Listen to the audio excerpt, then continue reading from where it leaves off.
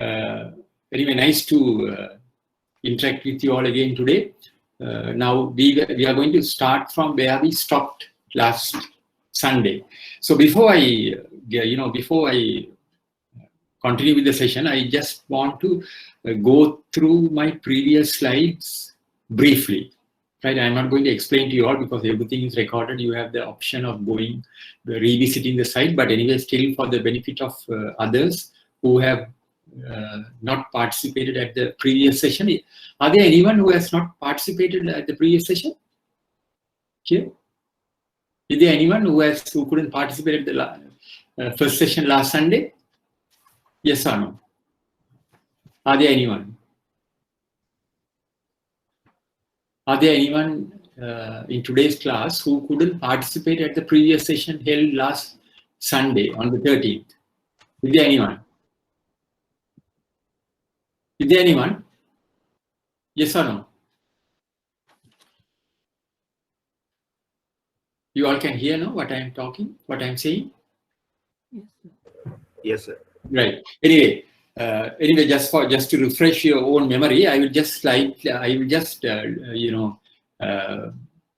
through the previous slides. I am not going to explain to you all because everything is there.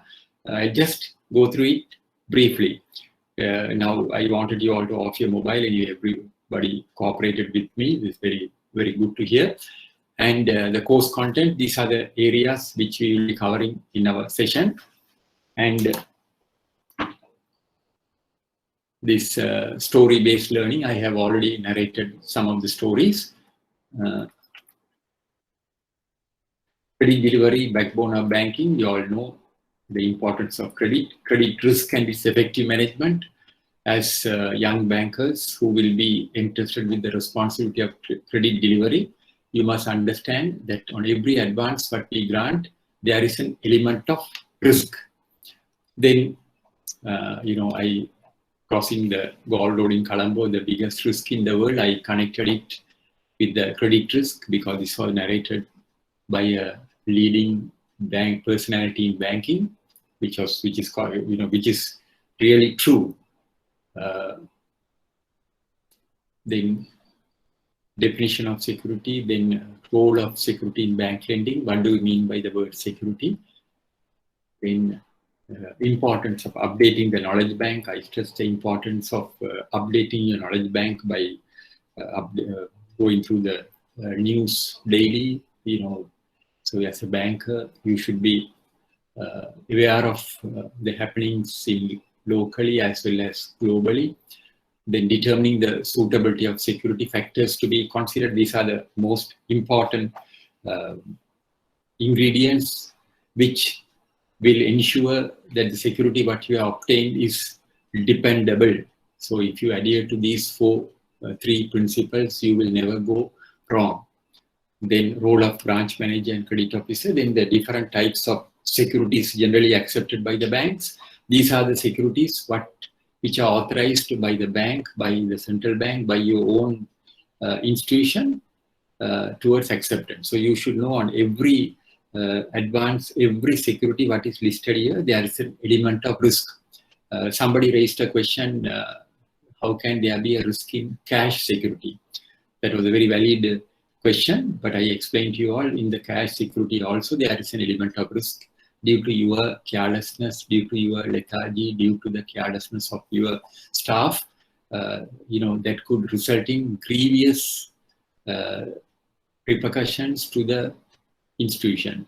Then how do we secure an asset? These are the two important criteria which you have to adhere to prior to the execution of any mortgage, prior to the execution of a charge or mortgage or whatever.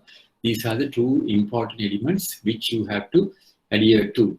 Then creation of charges, lien, pledge, and mortgage. These are the three ways in which banks create charges. Whatever security you take, we are not transferring the ownership of the asset. We are only creating a temporary charge. So these are the three criteria. These are the three main charges which we create. Lien, you know what is a lien. Pledge, I gave several examples. Then mortgage. Then lien, You just explain, pledge, then mortgage, then lien, pledge, and mortgage. Then types of mortgages. This is another vital area in securities, because you can't just be satisfied there is a mortgage and somebody says there is already a mortgage executed and we can grant a loan against that mortgage. But before you grant the loan, you have to ascertain the validity of the mortgage what you are holding, because these are things which you may come across very often in your banking life, because you may be transferred to another branch, you may be transferred to another section. So if somebody says there is already a mortgage and to grant a fresh loan, you have to ascertain the validity of the mortgage, because the mortgage what you have, what you hold, is the most important document on which the bank can enforce its realizability in case of an eventuality. So at the time of once advance goes bad, and if the lawyer says this mortgage what you are holding is not valid, you will have no option. You may have to write off the advance. So before you grant a loan, before you grant an enhancement, before you renew a facility, always check and see whether the mortgage what you have is a valid dependable mortgage, because now you are working under computer environment. There is no necessity for you to go and physically take the file out. So people will just check from the system and see where there is a mortgage, and they may be motivated to grant a loan. But in mortgage, you have to ascertain, you have to ensure these mortgages are valid. The validity of the mortgage has to be ascertained. Then a fixed mortgage, I explain to you all what is a floating mortgage, then category of mortgage, primary mortgage, secondary mortgage, third-party mortgage, current mortgage, then third-party mortgage.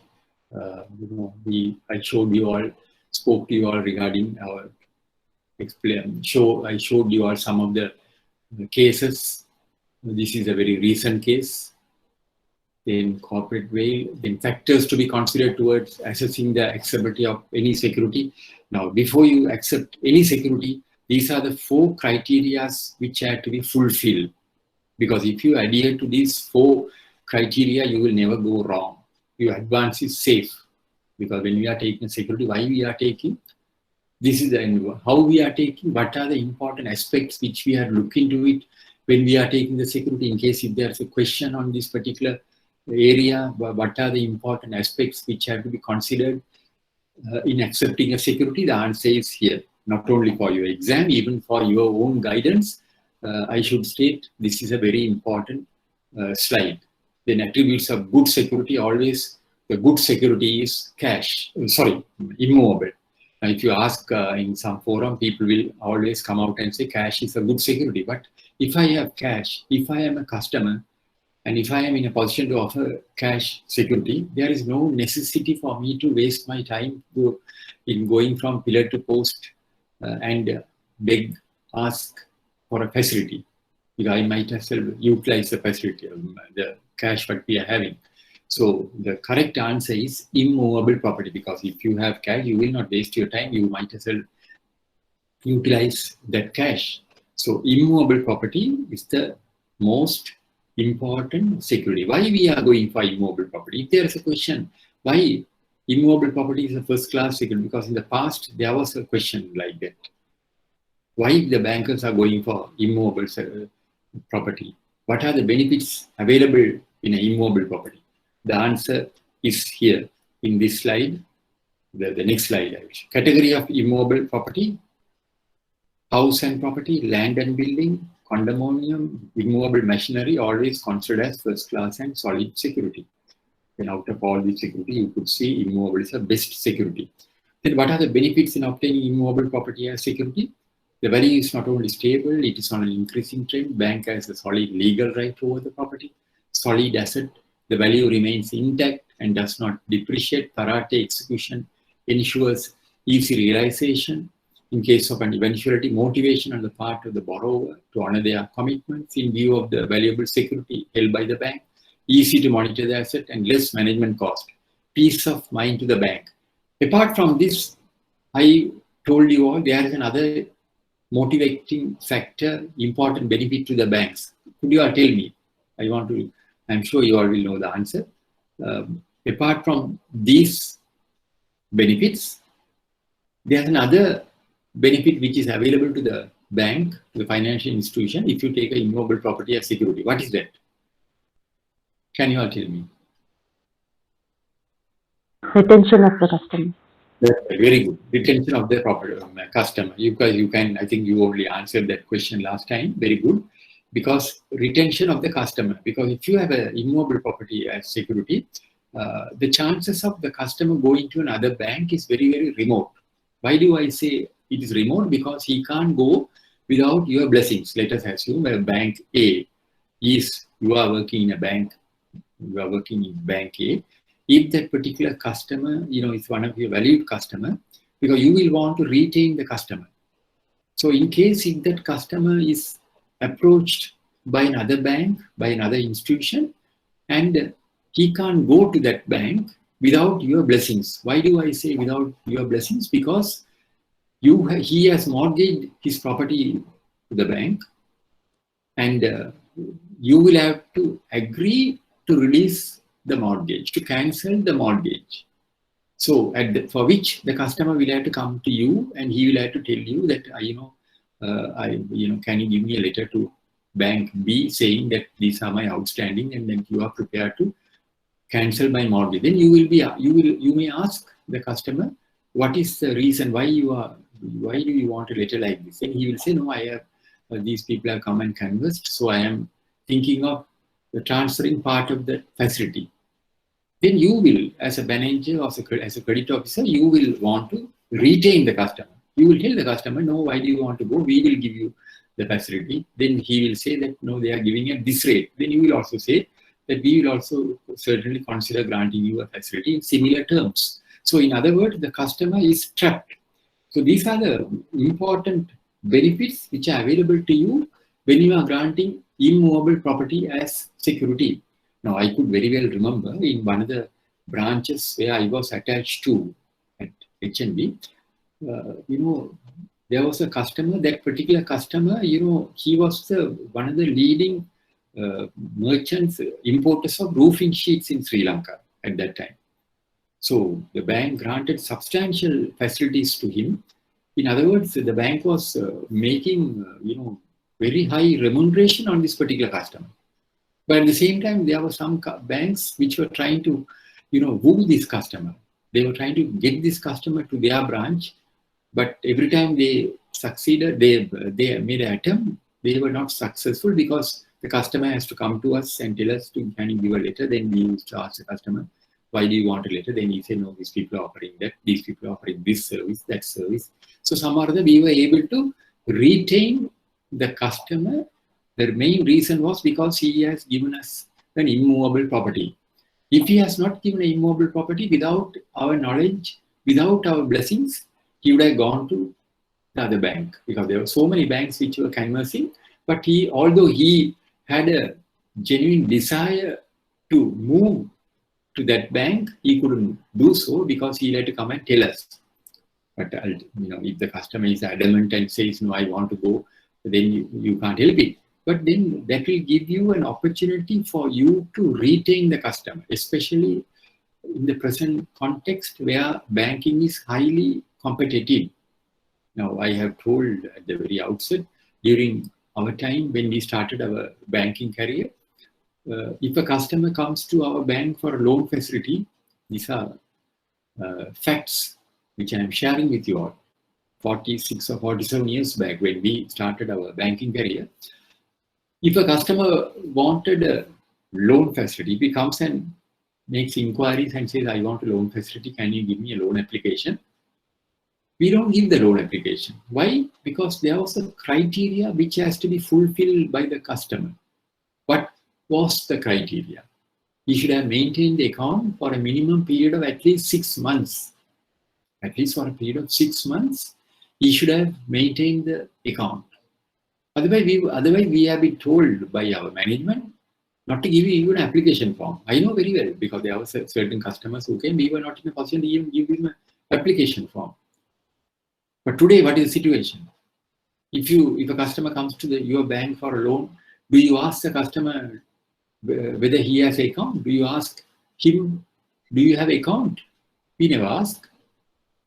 After the facility has been appraised, after it is approved, when you are about to click the button towards dispersing the account, only you find the customer has still not opened his account.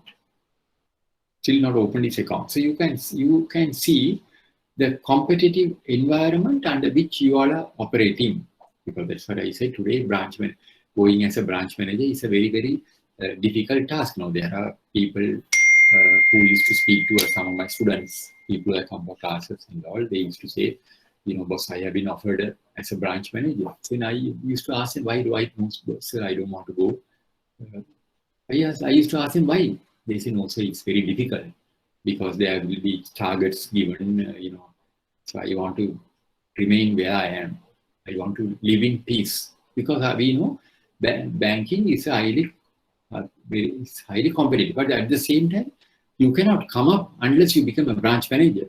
Because when you become a branch manager, that gives you an opportunity to show your colors. There are many people who are known to us are doing extremely well. I know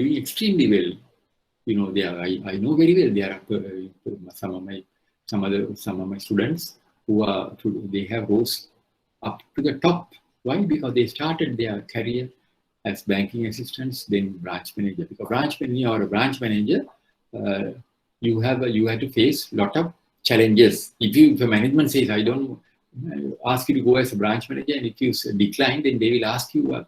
So that means you are a person who is not willing to take up challenges. So why I am telling you is, today banking is highly competitive. So when you take immovable property as security, these are the important benefits available to you. At the same time, this will not only it will give you peace of mind, easy to monitor the asset. Your asset value will always go up; it will never come down.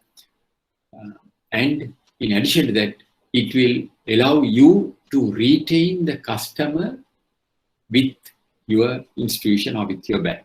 So I think last week we stopped at this particular slide, and just to find out from you all, I think IBSL, they have uploaded that article which I wrote about pledge loan SME. I don't know whether any of you all have visited that site. Have you all visited the site? There was an article written, and it was, I think they have uploaded in the IBSL site. You were able to go through that? Yes or no? Yes, it's available there. Very, very good. So just go through that particular article, because that is regarding SME loan, because there will be a question on that. I have nicely explained everything. So now I think last week we stopped at this slide. Am I correct? I think we stopped at this particular slide, immobile property. So now parate execution also, I think we explained parate execution also.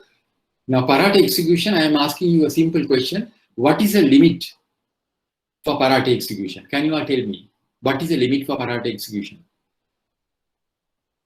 So when you say parate execution, 5 million.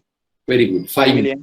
5 million. That is for if you are granted a loan to a customer against immobile property, and the original amount is 5 million, and if he has defaulted, you have the option of going for parate execution. That means you have the right to auction the property without the intervention of the courts. But I also told you all that just because parate execution is there, you cannot, if a customer defaults, you can't go for parate execution, because why? The customer has the option of seeking the intervention of the courts. I explained to you all very clearly that you all must remember, just because you have the parate execution, you can't go for, it's not advisable for you to go for parate execution, because that is the last option and not the first option. That is the last option and not the first option. And if I ask you another connected question, when this act was enforced, implemented, passed in 1988, What was the original limit? What was the original limit? 150,000. 150,000. Yes, very good. The original limit was 150,000. Why I am asking you, why I am stressing the importance of the original limit is because the bankers have abused or misused this facility. As a result of that, the government intervened and enhanced the limit to 5 million. Why? Because those days, you could, when you open the paper, you could see in the newspapers, 1-2 pages is full of parat execution. The customers who have taken loan against by mortgaging their immobile property, if they default, the banks used to go for parat execution. Because small-time customers, a person who has taken a loan of 150,000 rupees, he cannot seek the intervention of the courts. Why? The legal charges are very high. A person who has taken a loan of 150,000 rupees, he can't go to the courts. So because of that, the banks were in a very powerful wicket. If a customer defaults, they straight away used to go for parat execution. Then the representations were made to the government by various authorities, various sources, various associations, and they told the government that we are finding it difficult to do our business because the banks are threatening, they are auctioning our property. Then the banks, the government authorities also went deep into the matter and they decided, yes, we gave them a powerful weapon, but the bankers have been misusing this weapon. So therefore, what did they do? They decided to enhance the limit, not to 3 lakhs, not to 3 million, enhance to 5 million. Bankers protested. But still for all, the government said, no, we gave you a powerful weapon. You all have misused it, abused it. So therefore, we are going to enhance the limit to 5 million. So now the limit is enhanced to 5 million. As a result of that, the bankers have lost a powerful weapon. So that is the reason now the bankers are very, very careful in using this weapon. Why? Because the customer has the option of seeking the intervention of the courts. So that's what I very clearly, you all must understand the importance of parat execution and how it is applicable. Because just to refresh your own memory again, if I have taken a loan from your bank, say to 5 million, I have mortgaged my house, I have paid the installments on the due date, all of a sudden, I have encountered some difficulty, some problem, I have lost my job. So therefore, I couldn't service my loan. My loan has gone into arrears. So if I if I come to the bank and tell you that, I am unable to pay the loan because I have encountered some financial problems, I have lost my job, I am in the process of finding another job, can you give me 6 months or 3 months or whatever it is? So if you adapt a situation, or if you say no, we can't wait till you find a job. If you take that attitude, that stand, then I can always go to the courts, seek the intervention of the courts. I can go to the courts and tell the courts that I have taken a loan from this particular bank. I have been paying the installments on the due date due to some financial constraints, which has resulted in my losing my employment. I have asked the bank to give me some time. Bank is refusing. I am not a defaulter. I am not disclaiming my liability. I am fully conscious of my liabilities. I am only asking the bank to give me some time to repay this loan. Then the courts may intervene and issue a stop order. That is what is called injunction. They will issue an order to the bank not to auction the property. Not to auction the property. Then what happens? You are back to square one. That's what I told you all. Whenever you are talking to a customer regarding a recovery matter, even if you speak to a customer, just give a call to the customer and say, the customer, your loan is in arrears. And customer says, I will pay next Monday, I will pay. You must send a letter to the customer, follow-up letter referring to the telephone conversation. Send the letter by registered post and put that letter in the file. Why I am saying that, why I am stressing the importance of sending a letter is because in case if that customer goes for a parat execution, your lawyer, the bank lawyer will say, this customer says here you all are not given him a chance to repay the loan.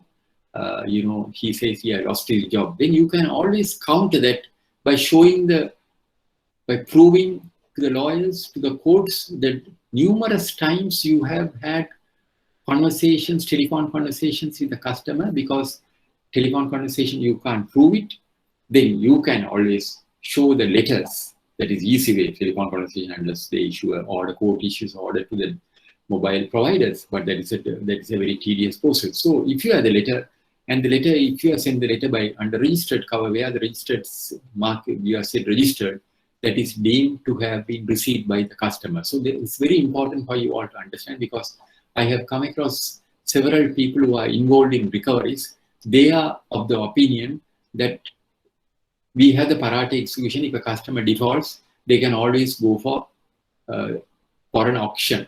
So remember, you can't go for an auction unless you have exhausted all options available. So the answer is parate execution is the last option and not the first option. So that is what is known as parate execution. We have explained to you all in detail.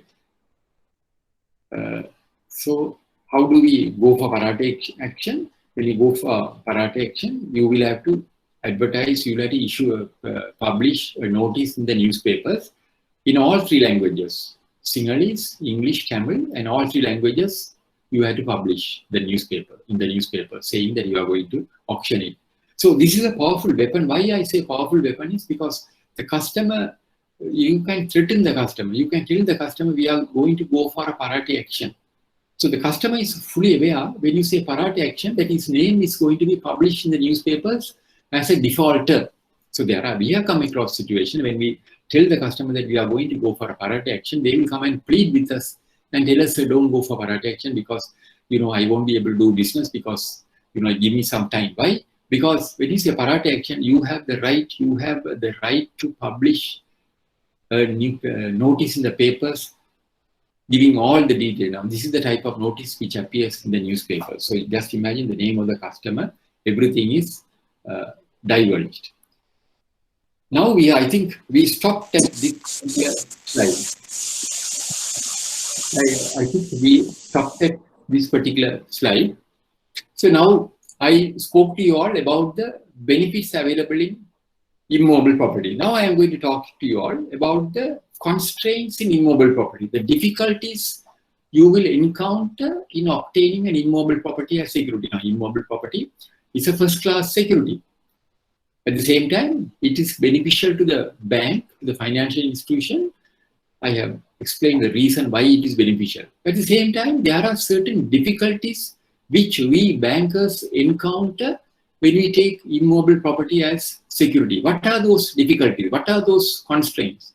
Number one, it's a time-consuming process towards title examination and executing the mortgage.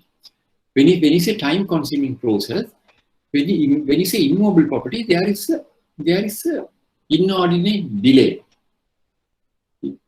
Unlike taking a mortgage over a movable, unlike taking a mortgage over stocks in trade, motor vehicle, machinery, here you face certain difficulty. What are those difficulties? Because time-consuming process. Because you have to send it to the branch lawyer or to the legal department.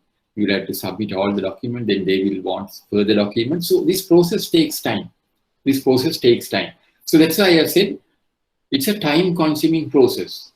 Then what is the second one? Number two, the value of the property may under exceptional circumstances could fall due to negligence on the part of the mortgager. The value of the property may under exceptional circumstances could fall due to negligence on the part of the mortgager. Now, if you have taken a mortgage over immobile property, the common understanding, according to your thinking, my thinking, the property value will always appreciate.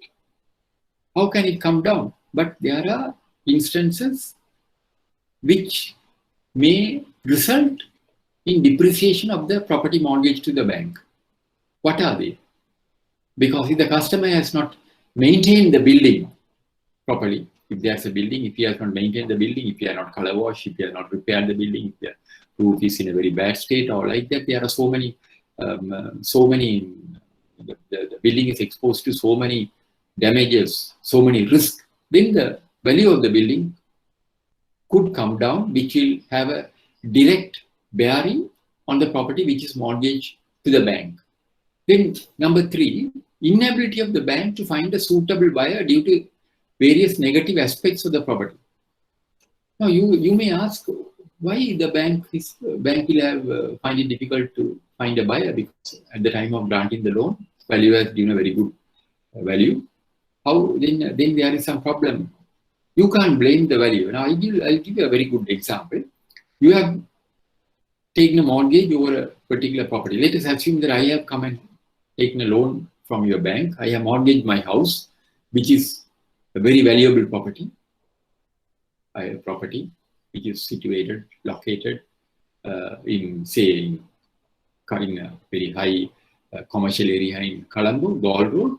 I have mortgaged the property. The value has given a valuation saying that this property is valued at 20 million with the building and everything. So now you may ask, how can that value come down? That value could come down due to various eventualities, due to various situations. What are they? Just imagine if at the time of granting the loan, next to that, the land which is mortgaged to the bank, next to that land, which is mortgaged, next to that property, mortgaged to the bank, next to that property, there was a, there was a bare land, or there was a old building. But you have taken a mortgage over this particular property. Your value has given a very good value. Now, before I complete that, I want to ask you a common question to test your general knowledge. When you take immobile property as security, is it necessary to carry out annual inspections? Yes or no? You don't have to worry about it. Yes. Yeah, miss. If you take an immobile property as security, say I have mortgaged my immobile property for a loan to be repaid in 10 years' time. The value has given a very good valuation, 20 million. Is it necessary for you to carry out annual inspection on the immobile property? Is it necessary? Yes or no? Don't worry, I'm not going to humiliate anyone. Whatever. Yes. Yes, we have to do. We have to do annually, because we have to go and check whether that building is damaged, or is it exposed to some government property, or is there any tendency or possibility to take over for development purposes. So those things to be checked annually. Very good, excellent. Yeah, very good. Immobile property, it's a must. It is a necessary stipulation to carry out at least annual inspection, because very many times people have asked me, boss, is it necessary to carry out annual inspection in some of the banks where I was attached to? So some people, they used to ask me, so is it necessary to carry out inspection on immobile property? So I used to tell them. Then they used to ask me, why, sir, what is the reason? Now this gentleman gave me the answer. So apart from that, he said that we had to find out, we had to go on inspection and see whether the building is in a what you call stable condition, the originals, because when you are taking a security, until the loan is repaid in full, it is your responsibility to ensure that the original status at which the loan was granted remains intact. So the property, the value I said it is 20 million at the time of granting the loan, it is your responsibility to ensure that 20 million value is intact until the loan is repaid in full. That's why even for immobile property, we had to carry out annual inspection to see whether there is any changes, whether there is any threat of danger of this property being acquired. Apart from all those things, another important criteria which I want to explain to you all is, let us take a simple example. I have mortgaged my property, which is valued at 20 million. The lawyer has said this property is valued at 20 million. So at the time of granting the loan, the value has to give a valuation. Value has been a valuation. So normally when the valuer gives a valuation, they have to look into various aspects. And they have to say who is, who are the people who are occupying the adjoining property. All those things value has to mention in the valuation report. So they are, at the time of granting the loan, value has said there's an old building next to this land. Or there is a bare land. So after granting the loan, one day when you have, after 1 year, you go on your annual inspection, you find you have gone and checked your property. When you go and check annual inspection, it's not only you have to check your building, your land, you have to check the surroundings and see whether there is any change in the status. Why do I say change in the status? Because any change in the neighborhood will adversely affect your value. Now see, wherever you are residing, let us ask a simple question. Wherever you are residing, you have put up a nice house, you are staying in your own house. But if supposing if your next door people have granted, or if they are giving you a house on, they are giving their house on rent, or if they have sold their house, what happens? We are naturally inquisitive to find out to whom they have sold this house. Who are the people who have bought this house? So we are naturally what you call concerned. Am I correct? You are naturally concerned, because that will affect your status, your standing. It may cause some problem for you. Now, even the place where I am residing, we are residing in a very good neighborhood. Now, our next door neighbors, some time back, they have been there for the last 35, 40 years. They migrated to Australia. So before they migrated to Australia, they came and met us and said that, we are migrating to Australia. We are selling our house. But we will ensure that we sell the house to some respectable people. We sell this house to some, see, they said we are not going for chasing behind money, but we want to ensure that we sell this house to some respectable people, because they were telling that we have been here for the last 35, 40 years. We are very good neighbors. So we don't want you all to have any problems. So we are the neighbors to have any problems. So we are very conscious that we sell this house. And the gentleman told me that I am not interested in getting the money what I want, but I am also interested to sell this out to some respectable people. So see the criteria, because why? Because they have gone deep into the matter, because even though they were migrating, they were conscious of their neighbors, because they were very conscious. They didn't want to sell the house to some bad people. So similarly, the neighborhood also will affect the name. Now they have sold to some good people. Now they have come, the people who purchase a property also. We have no problem. So supposing if they have sold to some difficult person, see the amount of problems which we would have undergone. So similarly, when you are carrying out an inspection, you have to not only check your property, the mortgage to you, you will have to check the surroundings. So let us assume that after granting the loan, the valuer has given a valuation for 20 million. You go on inspection after 1 year, check the property. Your property, which is mortgaged to you, it's in excellent condition. It is in the original status. Then you look around, adjoining property. At the time of granting the loan, there was an old building. There are some work going on. So you make inquiries from the people. There's some building coming up. What is this? Who are the people who are putting up the house? Who are the people who are putting, constructing this building? What is you have a right to ask.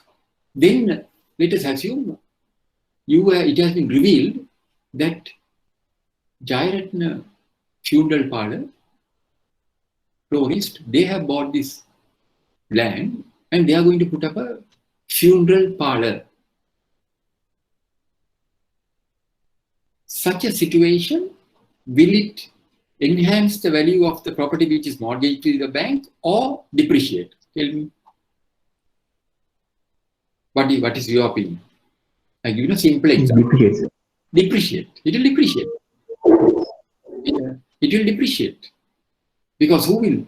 Now, even the property, the value of the property, which was 20 million at the time of granting the loan, if you go for a revaluation, the value may even give the valuation as 10 million. Why? The status has changed.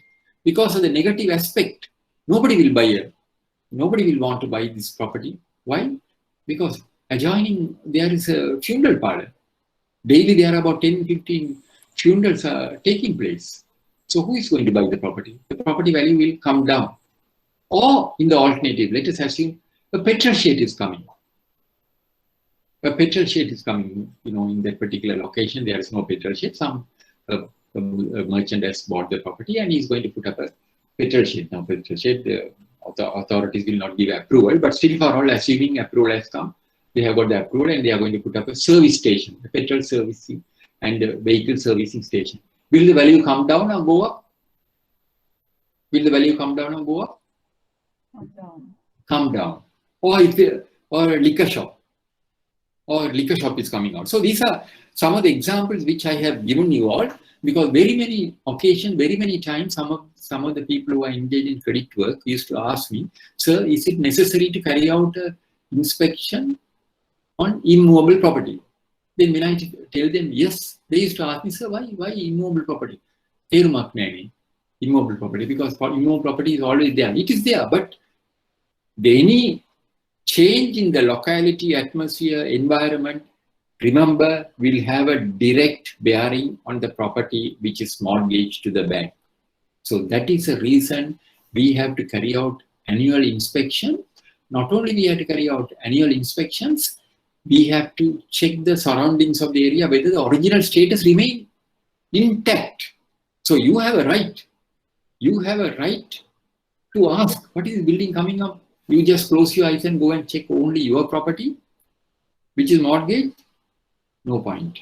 That will not. You have to check the surrounding. That's why when we get the original valuation report, the valuers have been given certain guidelines. Now we have given certain guidelines to the valuers. When they are preparing the valuation report, what are the areas which they have to cover? We have told the valuer these are the areas. In addition to that, we have also told the valuers they have to incorporate the colorful images of the property to the valuation report.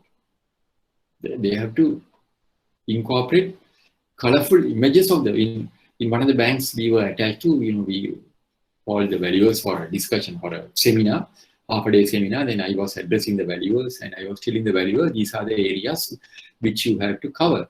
And when you are preparing the valuation report, you have to comment on these areas. In addition to that, you have to also incorporate colorful images in your valuation report. So one valuer got up and asked me, sir, you are asking us to incorporate colorful images, but now we are living in a high-tech era. If you want, we can manipulate and, give a nice colorful image. So then then we told that particular valuer, yes, you can do that. But in addition to your valuation, the bank is going an extra mile in getting a further report from an independent credit officer who is not connected to this particular credit facility. I know in most of the banks or some of the banks, almost all the banks where I was attached to, in addition to the valuation report, it is one of the criteria that a further inspection report from an independent officer not connected to the credit facility also has to submit a valuation report, because he has to confirm whatever the valuer has said in the valuation report should be verified by an independent valuation credit officer. Why do I say independent credit officer? Because these banks, they have stipulated this has to be done by an independent credit officer, not the same credit officer. Because if you are the same credit officer, if you are the branch manager, you are biased. Because whatever the valuer says, you will say yes, why? Because your anxiety is to release a loan as quickly as possible. So you don't want to give any negative. Whatever valuer says, you will go and tick it and say everything fine. But we want these banks, one of the stipulation, an independent credit officer who is not connected to the credit facility should carry out an inspection. So if there's an independent credit officer, he will go with an open mind and he will check into every aspect. So when I told the valuer, you don't have to worry, because the bank we have taken adequate precaution to ensure such manipulations are avoided. Is it clear to you all? Constraint. So now when I say constraints in immovable property, these are all manageable constraints. Although I am telling these are difficulties, Let me tell you, these difficulties, these constraints are under your purview. This could be managed by you. Why do I say this could be managed? Take item number 1. Time-consuming process towards examination and the time executing the mortgage. Now, see, most of us, the tendency is we are under the impression when you take a mortgage over immovable property, there is always a delay. But now those delays could be eliminated. How do we eliminate? If all the proper documentation is given, you can eliminate. Now, I could remember in one of the banks I was attached to, there was a person who was known to me. He wanted to apply for a housing loan of 15 million. And one day he gave me a call and said, sir, we are buying a property in Colombo and we are short of 15 million. So for which we want to seek a loan from a bank. So the only thing is he told me that we want 15 million, our shortfall is 15 million, but he said it's a very valuable property, excellent property, located in a very good residential area. And a lot of people are eyeing this property, but he said the owners are in Australia or some country. I negotiated with the owners and they are flying to Sri Lanka next week. So when they come here, I must be ready with the money. Otherwise, I am going to miss. Then I told this customer, don't worry, we will consider. And then I sent some of our people from the bank where I was attached to. They went and got the application filled and the loan was approved within a day. Then we spoke to the branch lawyer and told the branch lawyer, this particular property, we are taking a strict mortgage. Can you tell us whether this title could be accepted? The owners of the property from Australia, they have scanned and sent the documents to this gentleman, which he sent it to me. Then I sent it to our branch lawyer. And I told the branch lawyer, can you please tell us whether this particular property title is good, whether you could recommend the title. And at the same time, I spoke to the bank valuer and told the bank valuer, can you go and inspect the property and tell us whether this property could be accepted, the value, and whether this property could be accepted as security. So both the lawyer, I think the lawyer gave a call at about 7 o'clock in the night and told, sir, this property the title is excellent. The title is excellent. You have sent me all the documents. Title is excellent. I will give you I can recommend the title. Then the bank valuer also gave a call and said, I have inspected the property, sir. The value this is the value. Then following day, I gave a call and told the customer, that particular gentleman, your loan is approved. He was stunned. I said, the bank, your loan is approved, and we had done the title search, valuation, everything is there. When do you want the money? The moment you sign, you can have the money. We will give you the loan.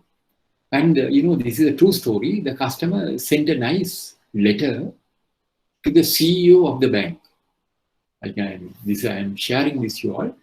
He sent a nice letter to the CEO of the bank, and in the letter he has stated, I wanted to get a loan of 15 million. I approached this gentleman and I tried so many banks and I was told there will be a delay and all, but my main requirement was I wanted the loan within a week, and I am really surprised the speed in which my facility was processed.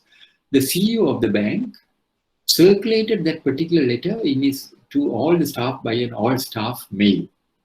So why I am giving you this example is, most of us are under the impression immovable property means there's a time-consuming process. No, that is those days. Now you can even do a title search within a day, provided all the documents are submitted. You can tell the customer, we want this document. You say, give the document. We can today itself we can get the title report.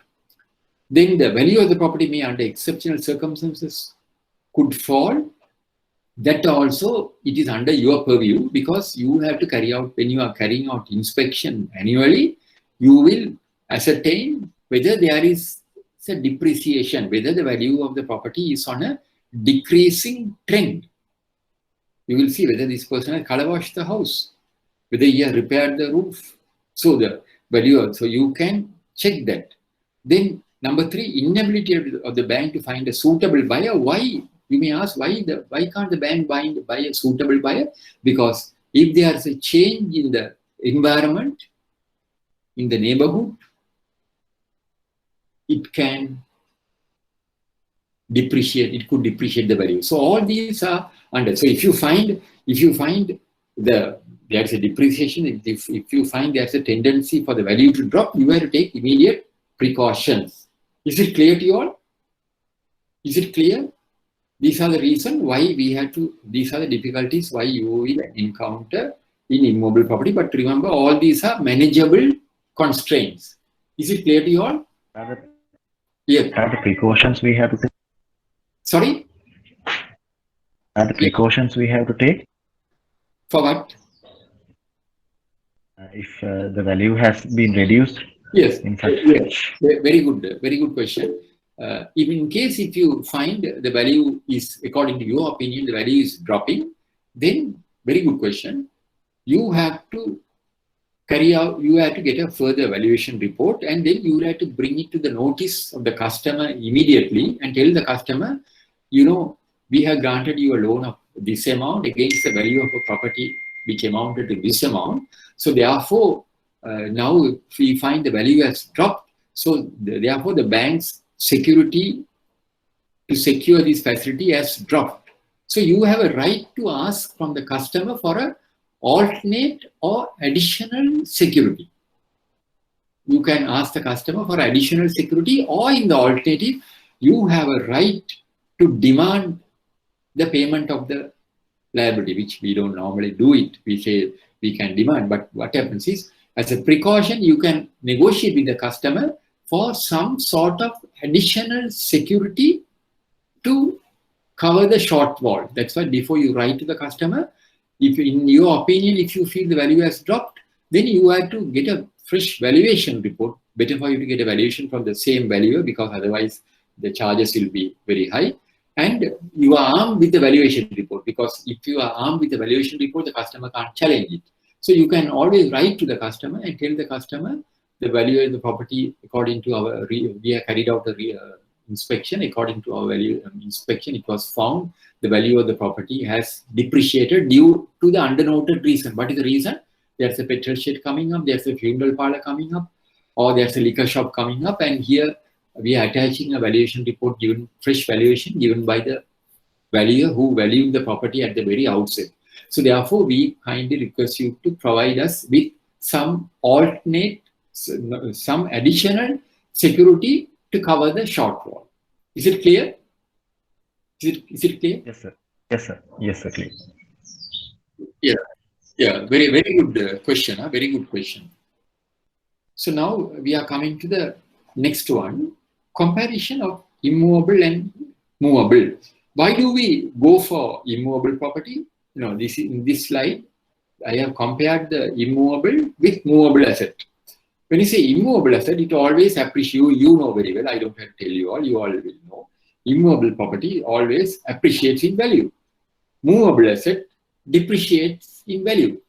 Then motivation by the borrower to honor their commitment. They are immovable. There's no motivation because borrower is not interested, because even if he doesn't pay, you can't do anything. You can't go and take over the stocks.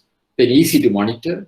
Movable, difficult to monitor. Peace of mind to the banker. No peace of mind to the banker. If you are granted a facility against movable asset, you will have no peace until the loan is settled. Then asset will be intact. Asset will not be intact. Bank's exposure will be safe. Bank's exposure is exposed to risk. Then, now in the immobile property slide, I showed you all, when you say immobile property, there are various assets. Number 1 is land and building. Number 2, apartment. Number 3, machinery. Some heavy machinery that I will explain to you all later. These are also immobile, comes under immobile property. What is condominium? Now these are apartments. All these apartment complex, I am sure now you find here, but there are about 100 odd apartments.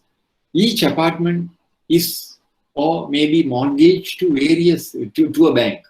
So out of 100 apartments, all these apartments are mortgaged to various banks and financial institutions. So it is, the whole thing is not mortgaged to one bank, but it is mortgaged to a variety of banks. So this is a very solid security.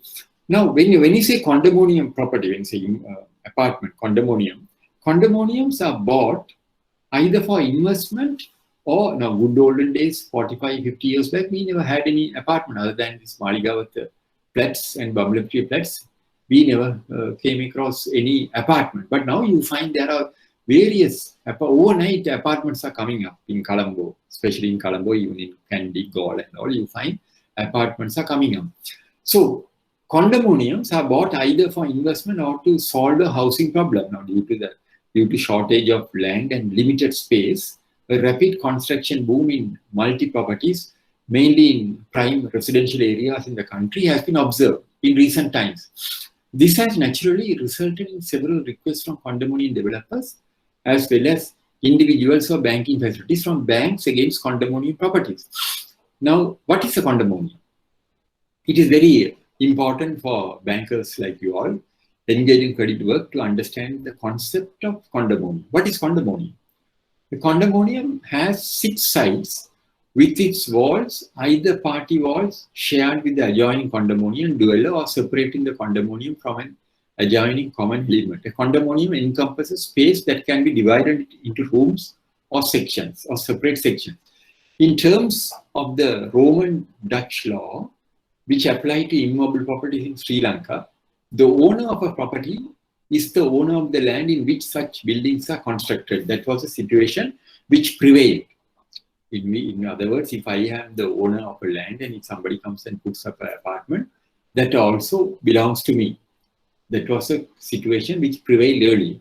However, this concept, was changed with the enactment of the apartment ownership law, which for the first time recognized horizontal layers of a building registered under its provision as a class of property on its own, giving the right of separate ownership for such subdivision. So, in other words, now each apartment here, the ownership is vested. If there are 100 apartments, the ownership is vested to these 100 people, not to the owner of the land.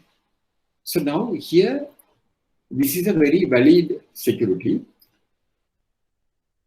Now this is, you can say, an apartment which is coming up under construction. So that also we can take a mortgage, we can execute a tripartite agreement pending the approval of the condominium plan. And once the apartment has been completed, the construction has been completed in full, you can execute a mortgage. So when you say apartment also, you all must understand, when you say apartment, there are certain constraints which we face. Now, some time back, I came across a lady who has worked with us at HNB. She met me somewhere and she told me, sir, I am having a property at Devada, apartment, 3 or 2 room apartment. I want to sell it some time back. So I asked her, why do you want to sell it? What's the price? I could remember she's quoted some price. So I said, it is very cheap. Why do you want to sell it at this price? Then she said, no, sir, the reason why we want to sell it is because we are on the 6th floor. We are on the 6th floor and there is no lift for this apartment, and they have not even made any provision for lift. So she said, no, daily we have to climb the steps and we find it's very difficult. So because of that we want to sell it, but we are finding it difficult to sell the apartment. The reason is there are no lifts. So when I bought the apartment at that time, so I did look into this aspect. Then I asked her, so you can't speak to this apartment, people, and all of you all can't get together and ensure to put up some lift. He said, due to space constraint, there is no way they could accommodate any lift. So just imagine. So when you say apartment also, there are certain constraints, but at the same time, these are all valuable properties. There are certain constraints. Now, recently I met another lady at a funeral. She's having an apartment somewhere in Mount Lavinia. she was close to the Mount Pelion Hotel, and she was telling that she wants to sell this apartment. And when I asked her why, she's a dog lover, because according to the condition, they can't have any pets. So then she said, she was telling me in that agreement, they have made it a condition that you can't have pets. But she also looked into this, she signed the document, and after purchasing only, she came to know that they can't have any pets. So the pets, but she had also, she has given to a friend temporarily till she finds another house, because she wants to sell the apartment and buy a house. So apartment also, there are certain constraints. So all these constraints will have to be highlighted by the valuer. I don't say now, see, this particular lady, this is a very good example I'm sharing with you all. This particular lady, she has bought the apartment without giving due consideration to the aspect of accessibility. So after purchasing the apartment only, and after when they were getting old only, they have realized, because at the time of purchasing, they didn't think about it. But now when they are growing old, only they feel the pulse, they find. So the value, I am not saying just because there is no lift, you can't take it. You can take it, but that particular aspect has to be explained by the valuer, and the valuer has to say, this particular apartment complex doesn't have lift. Therefore, I have estimated the value at this. And he has taken the negative aspects also into consideration and given the valuation report. So apartment is also a very, very valuable security, but there are certain constraints which have to be taken into consideration in determining the value, in ascertaining the value. Is it clear to you all? Is it clear? Any questions? Can I move to the next one?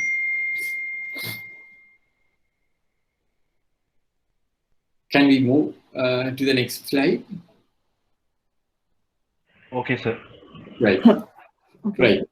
Now we are coming to the main aspect of immobile. Now I have explained to you all about the mortgage. I have explained to you all the apartments. I have explained to you about the what you call the advantages of immobile property and all those things. And so now we are coming to the operational part of it. This is very important, because there will be definitely a question on this, which I'm going to explain to you all. Definitely there will be a question on it. Not there will be a question, there is a question, because we are talking to you all after setting the question paper. So there is a question on this immobile property. What is the question? Now, steps to be followed in securing an immobile property. Now, this particular slide, make a note of this particular slide. Whatever question is asked, to answer that question, this slide plays a major role. There's a question on immobile property. This particular slide plays a major role. Now, I will be giving my final session. I will be giving a refresher exam, simple exam, some sort of this thing. Exam means I am not asking you to write or anything, just to test your knowledge. That will be very important for you. That will be given to you at the final session. But still, for all, this particular slide is very important, because this particular slide will play a major role in answering your question as far as immobile property is concerned. So when you are taking immobile property as security, how do you secure an immobile property? How do you secure an immobile property? If a customer comes and says, I am giving an immobile property as security after the loan is approved. Now here we are talking only about the security aspect of it. We are not talking about the appraisal. My mandate is to enlighten you all the importance of securities for bank lending. So now here, how do you secure an immobile property? The first step is, you have to ensure that the title given to the title to the property offered as security is acceptable to the bank, acceptable to your financial institution. So how do you do that? How do you do that? It's a simple exercise. You don't have to worry. You don't have to The customer will come and give you the title deeds, everything, and you will have to send it to your branch lawyer or legal officer or the legal department. What is the criteria adopted by them? The criteria is, according to your own bank stipulation, it may vary from bank to bank. There's a stipulation that the title has to be examined for a minimum period of 25 to 30 years to ascertain the ownership. So the legal officers, the branch lawyer, will have to examine the title for a period of 25 to 30 years. So supposing if I say I am the owner of the property, they will trace the ownership for a period of 30 years. If I have bought the property in 2005, they will have to go backward and find out from whom I have bought the property, because they have to trace the title for 30 years. So they have to see the chain is intact for 30 years. Certain banks will have 20 years, certain banks may have 30 years, but 30 years is a maximum duration up to which we check. So you don't have to worry. The legal officer, you send the documents to the legal officer. The legal officer will check the title. Then they will send you a report which is ascertained as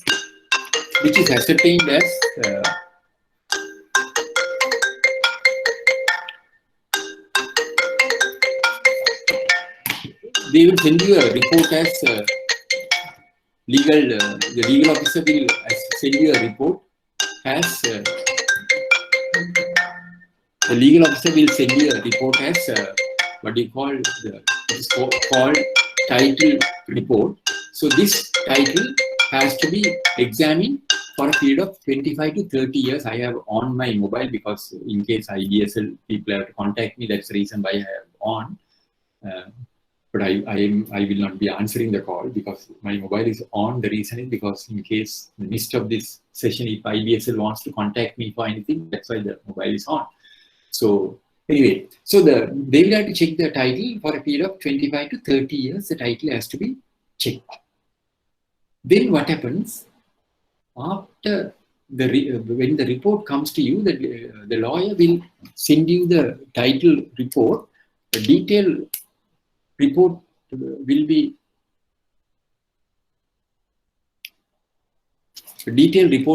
sent to you all. That report may run into 25 to 30 pages. So when the report comes, you are it's mandatory for you to read the report very carefully. When the report comes, you have to read the report very carefully because that is your responsibility. The lawyer will give the story of the title. Full title of the property will be given by the lawyer. So when the report comes, it is your responsibility to read the title report very carefully. Each full stop and comma have to be checked by you.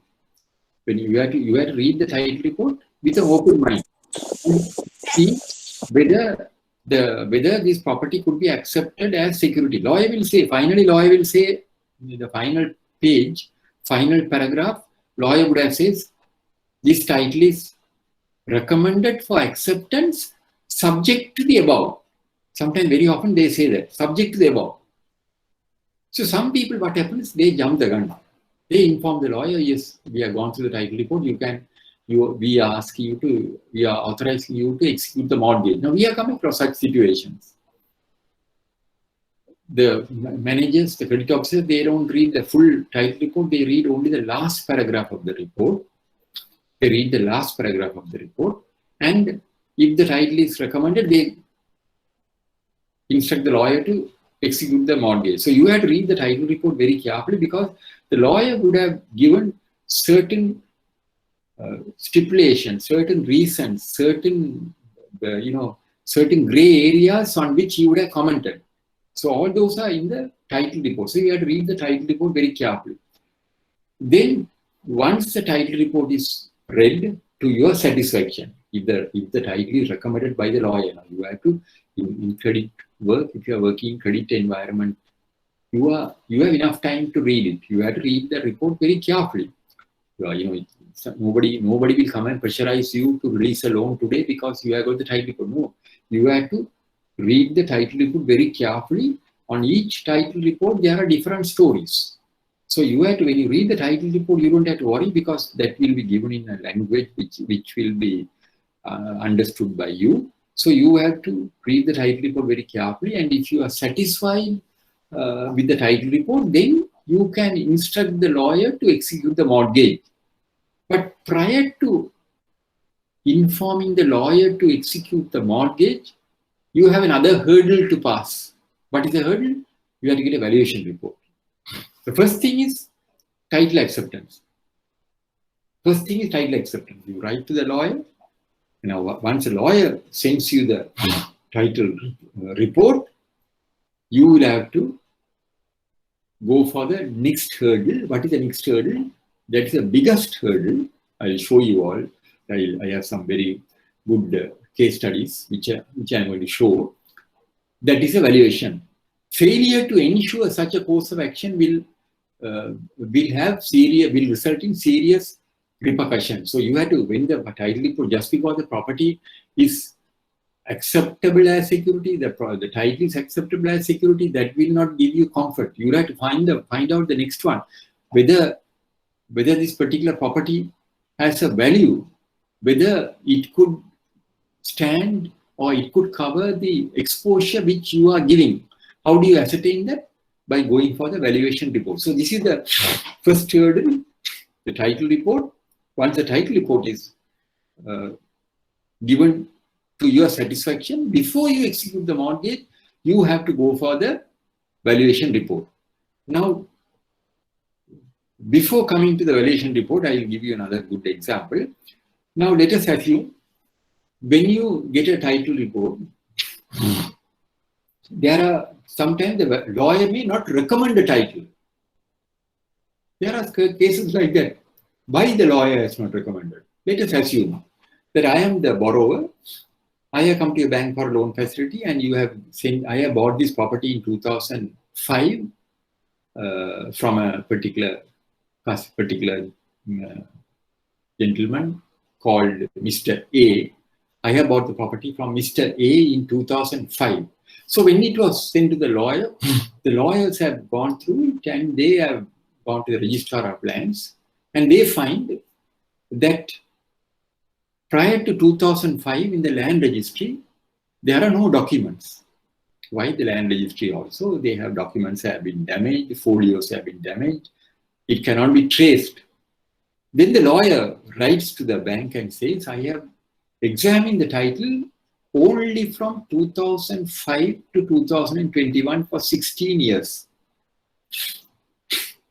For 16 years, I have examined the title for 16 years. But according to the bank stipulation, you have to examine the title for 30 years.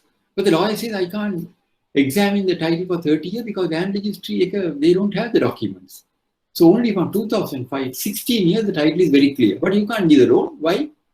Because according to your bank's stipulation, the title should be clear for 30 years, but the lawyer says he can't give a confirmation because the land registry, these documents are not available. Then what do? This is, if you come across such a situation, this is a simple example I am giving. This is defined as a defective title. So we will make it the lawyer, if you come across such situations are defined as defective title. This is what we call defective title. Now I will ask you a question. If you come across such an eventuality, what will you do? Will you tell me, sir, we can't grant the loan because our lawyer says we can examine the title only for 16 years. Bank, according to our requirement, we have to examine for 30 years. And lawyer says, registrar of land seeker, there are no documents. If you are in a situation like that, what will you do? Can you all tell me? According to your law. Title insurance. Sorry? Yes. You will. The title insurance have to be obtained. Yeah, that's right. Very good. So if you come across a situation like that, if you come across defective title, you can go for a title you can go for a title insurance. Title defect, title not being recommended. Now, in that case, what I told you, lawyer is not recommending. So therefore, it's a defective title. Lawyer will not recommend if whenever they come across a defective title. You may come across defective titles for various other reasons. You know, not only the land registry documents are not available, for various other factors also could contribute towards defective title. So if you come across such a situation like this participant told, you can always go for a title insurance. What do you mean by title insurance? Now, before we go for title insurance, I am going to give you certain simple examples. What is a defective title? Now, this is a case number 1. Now here, all these things were revealed in a title report in a particular bank I was attached to. I came across this particular title. Here, look at this. This you may not find in your handout, but look at this particular title. Case. One Mr. A, who was the original owner of a house in Colombo, located in an excellent residential area, gifted his house and property to 3 of his children, namely B, C, and D, upon deed of gift on 2nd January 2000. That means this particular customer gifted this particular owner of the house, owner of this particular property, has gifted his property to 3 of his children, namely B, C, and D, upon a deed of gift. Then what happens? After a lapse of 3 years, on 10 February 2003, the said Mr. A cancelled the deed of gift upon a deed of declaration.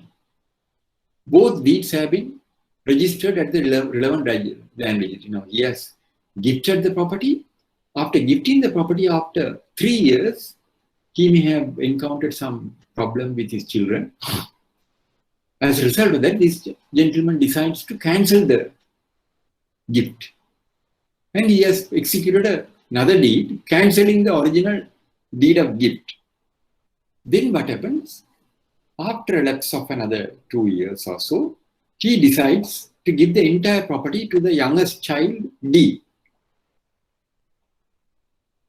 So now this youngest child, D has come to a bank for a loan against the security of this land. Now this entire story, what is stated here, was revealed in the title report, which was read by me. The credit officer, the relationship officer, they have missed it because they have not read the title report. But when it came to me, I read it, the final report. So this came to light. So I am asking you a question, a common question, common general knowledge. If a property is given as gift, can you revoke that gift?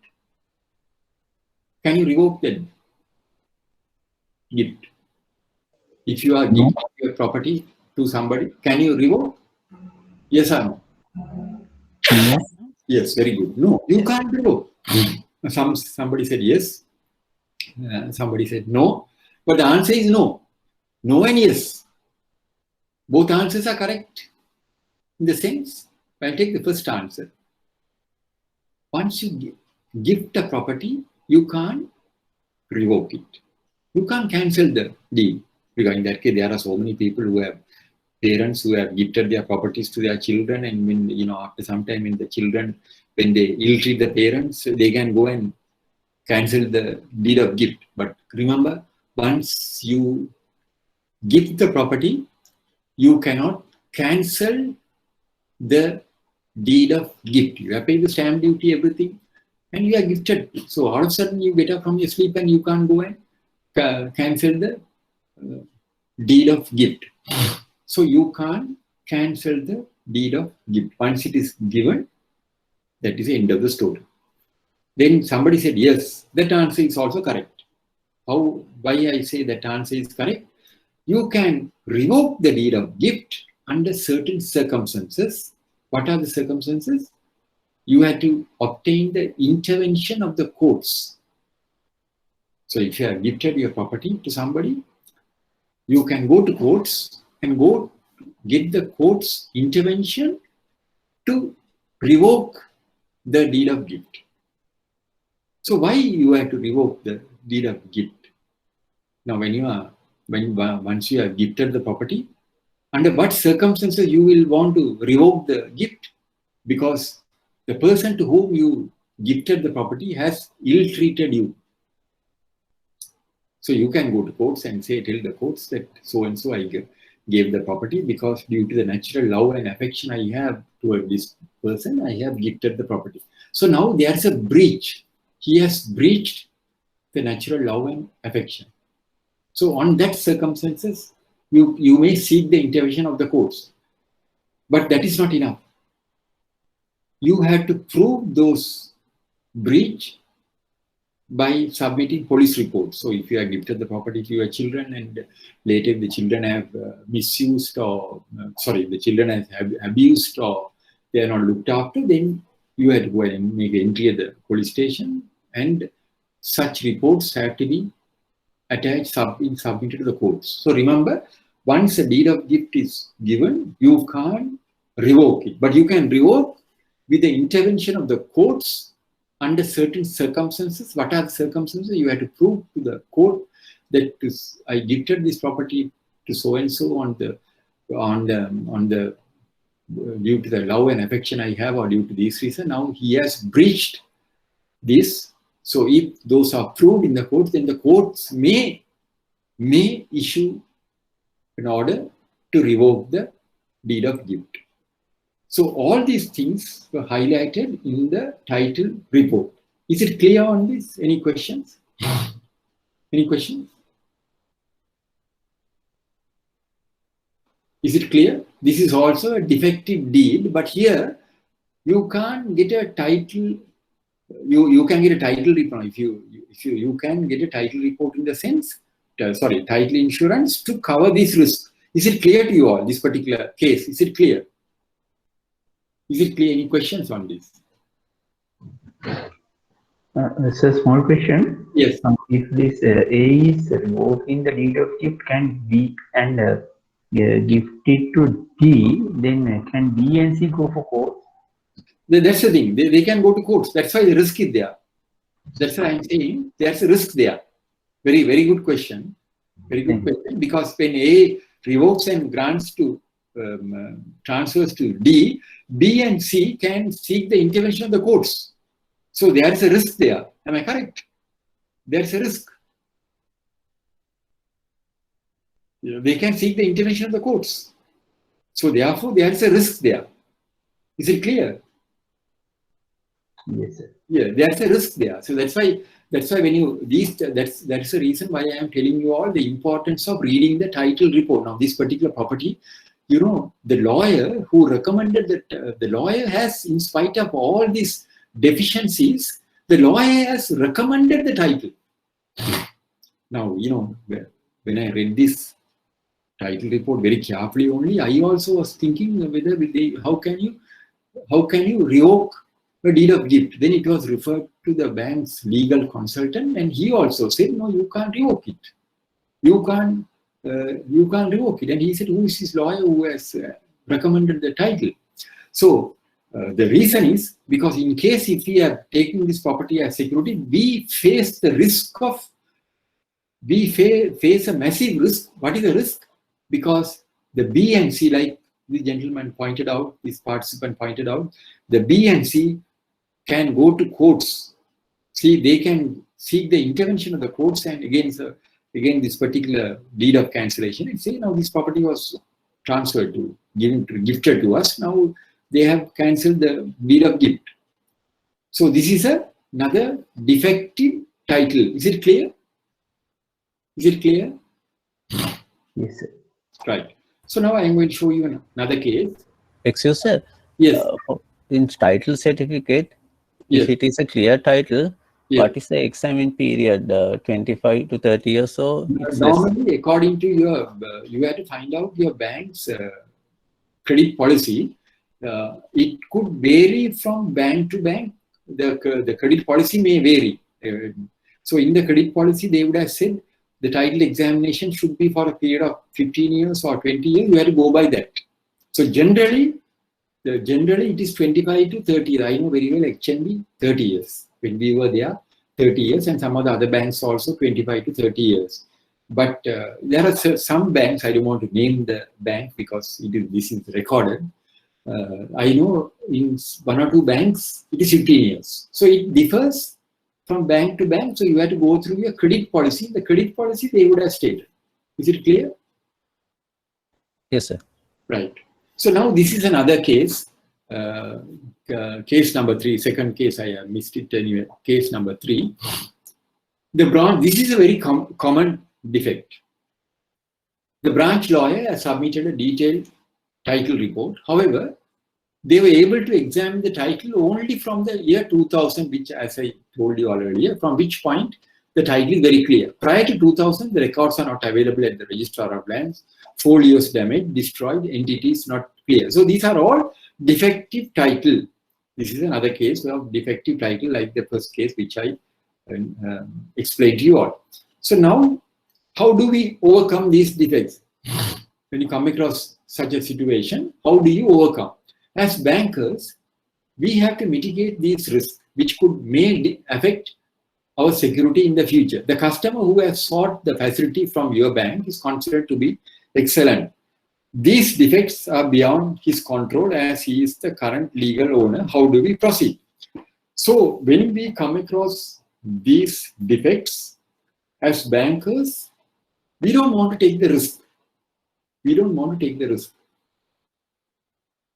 At the same time, we want to help our customer. We can't penalize the customer just because land registry has misplaced the documents.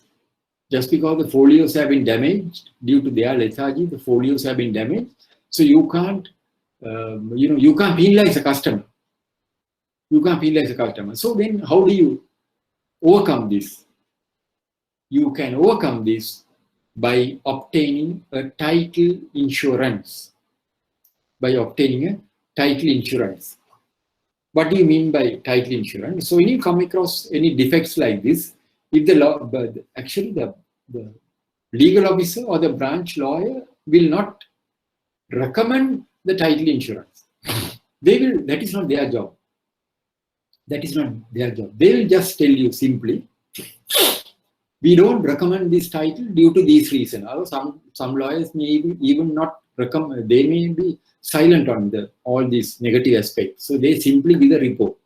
So you have to read the report very carefully. And in case if they have recommended a title subject to the above, very often they say, we recommend this title subject to the above. They recommend the title subject to the above. So if they recommend the title subject to the above, you have to go back to the branch lawyer.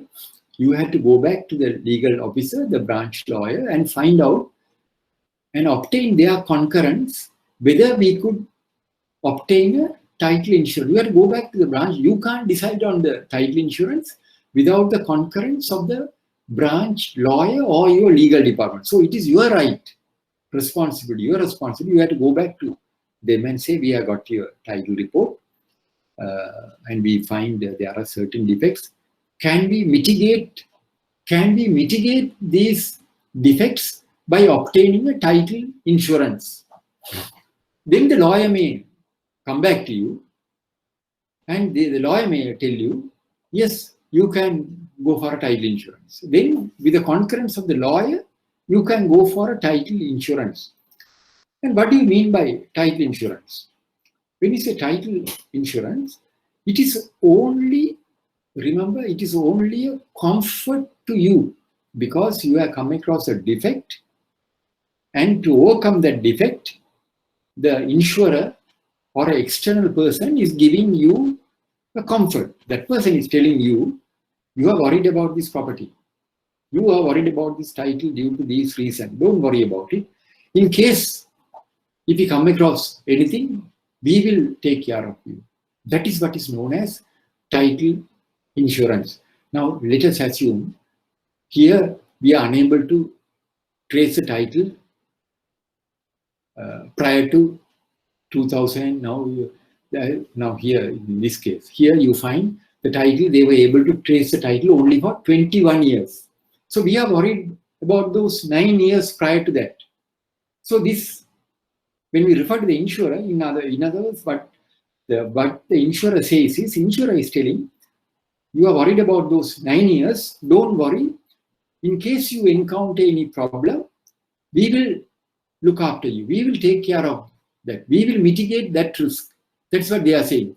So the other case also, in this case also, supposing if you are taking a mortgage over that, and in case if the BC have gone to courts and some problem crops up, if you are taking a title insurance, it is the insurer's responsibility and liability to look into to mitigate that risk which could arise in case B and C have gone to courts. So that is what is called title insurance. So, but remember, title insurance, you must remember, title insurance will not rectify the defects. It will not rectify the defects. It is only giving you a comfort. It is only giving you a comfort, and it will not rectify the defect. Now, even today, under today's context, some of the insurers, almost all the insurers, they have gone one step further. They are even giving buyer's title insurance. If you are buying a property, let us assume that you are buying a property with your own funds. You are not taking a bank loan. You are buying a property by utilizing your own funds. So your lawyer has told you there are certain problems in this property. What are the problems? These are the problems. So you could mitigate those risks by going for a title insurance. So title insurance is not only given to the banks, so insurers are giving even a buyer's title insurance to mitigate any risk. Is it clear? Is it clear to you all? Title insurance? Yes, sir. Right. So how does the title insurance operate? Now, when you say title insurance, it is an assurance which covers any defects in title and provides comfort to the bank. I won't say any defect. There are instances even insurers have rejected. You can't say.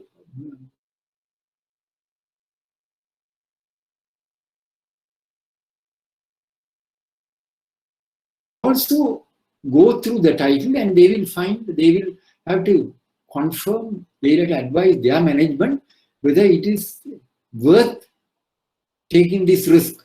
There are instances, I know, 1 or 2 cases where even the insurers have declined title insurance. Why?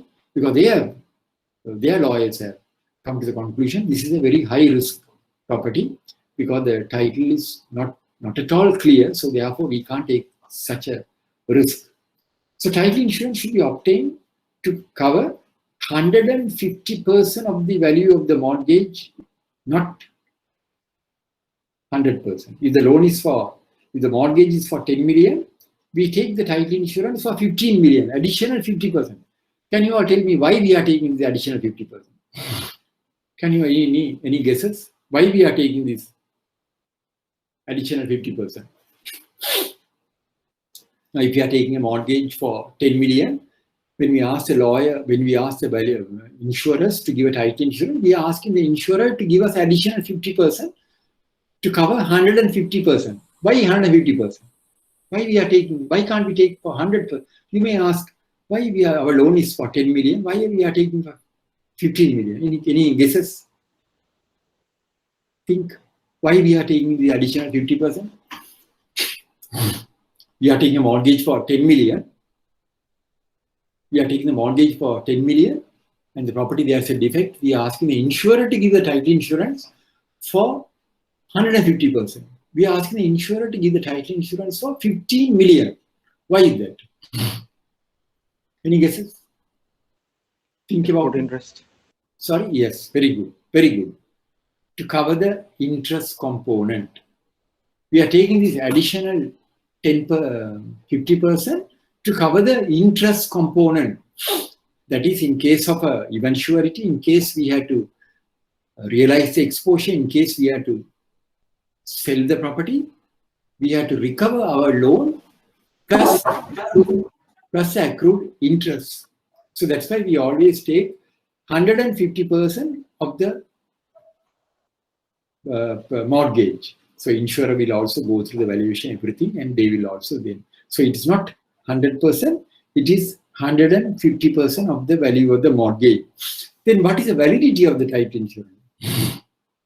Remember always the value of the title insurance, the title insurance, the validity period is, unlike the other insurers, the validity period of the title insurance should be until the cancellation of the mortgage. Remember, the title insurance is valid until the cancellation of the mortgage and not until the settlement of the loan. Because remember, because if you are granting a loan for a period of 5 years, the valuer will say that you can't ask the insurer to give the title insurance for 5 years. Because if the loan is for 5 years, you tell the insurer will ask what are the terms. You say, we are granted a loan of 10 million, repayable in 5 years. So the insurer will say, title insurance is valid for a period of 5 years. Don't accept it. It should be amended until the cancellation of the mortgage. What is the reason? Can you all guess what is the reason? We are granting the loan for 5 years. Why are we saying until the cancellation of the mortgage? Why can't we say it is for 5 years? Any guesses?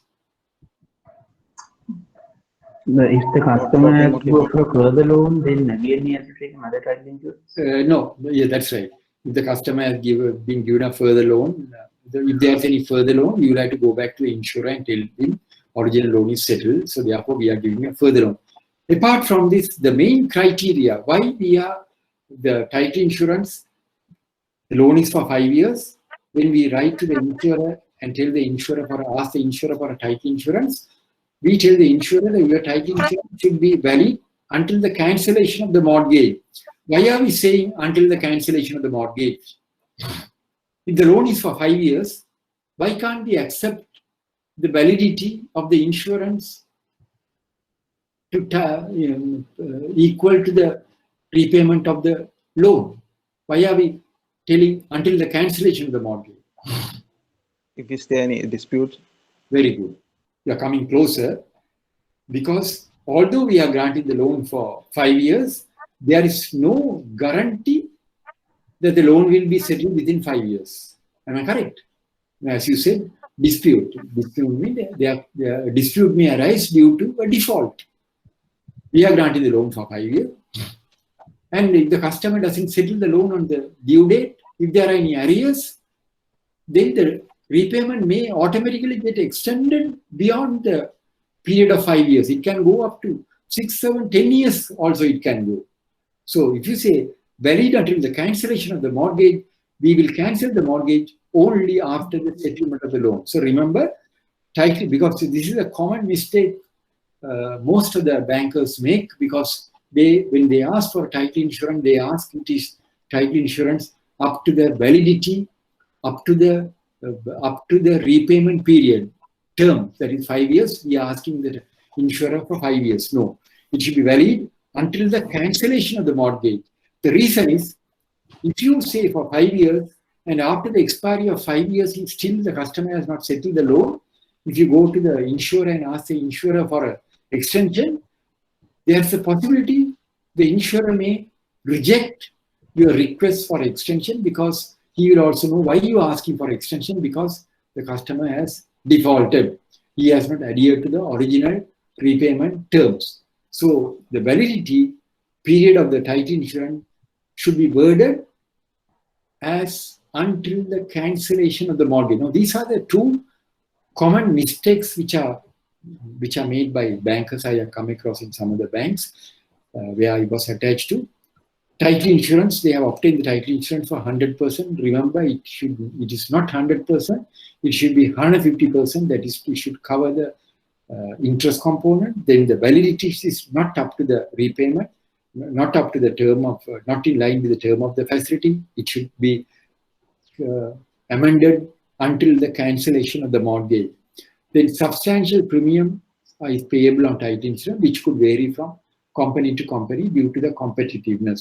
Any questions on this? Excuse me, sir. Yes. The title coverage is 150% or 120%. Sorry? Title insurance cover percentage is 150 or 120. One Will it, hundred- is it one is hundred- it the standard? Is no. it the standard percentage for all banks, or will Yes. it vary based on the We, banking policies? No, we always recommend 150%. The reason is legally you are entitled to recover interest. 50% additional. You can always even if you go to courts also, you can. There is a stipulation. You can recover 50% of the interest. So not 25% because 25% means that you are facing a risk. 25% is you are facing a risk. Always the ideal situation is 50%, but it depends if you want to, sometimes you may come across situations, sometimes the insurer may not agree to give a cover for 50% because of the property value or some certain constraints insurer. So that has to be decided by your bank, your management. But generally we recommend 50%, additional 50%. Generally, Okay. 50% is desirable. Okay. Thank you. Any other question? No, sir. Right. So now, properties with life interest. Be careful when you are reading the title report. Sometimes the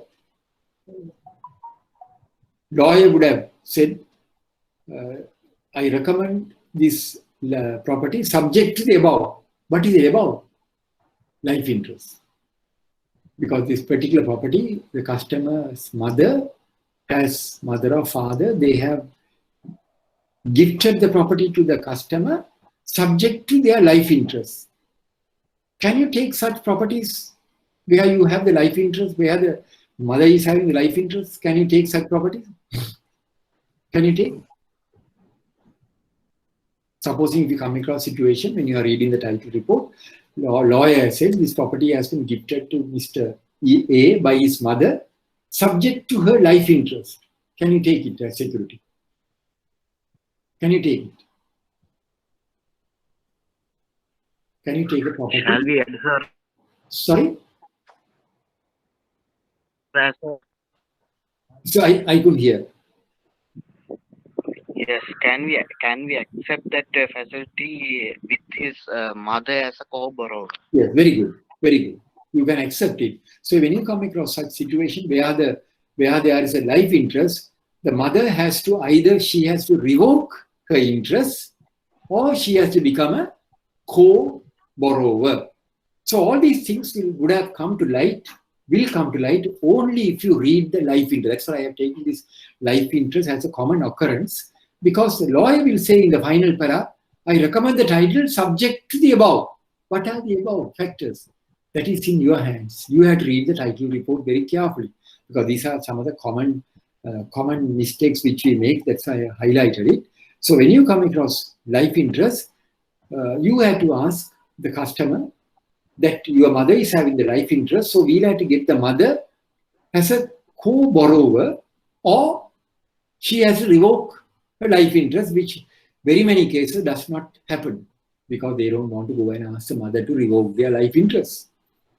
Some cases the mother will like to come as a co-borrower, but they will not like to revoke their life interest, but they prefer to become a co-borrower. So whenever you are coming across such situation, remember, if there is any life interest, such properties cannot be accepted as security unless and until they adhere to some of the precautions. What are the precautions? Number one is they revoke their life interest, or in the alternatives, the mother becomes a co-borrower.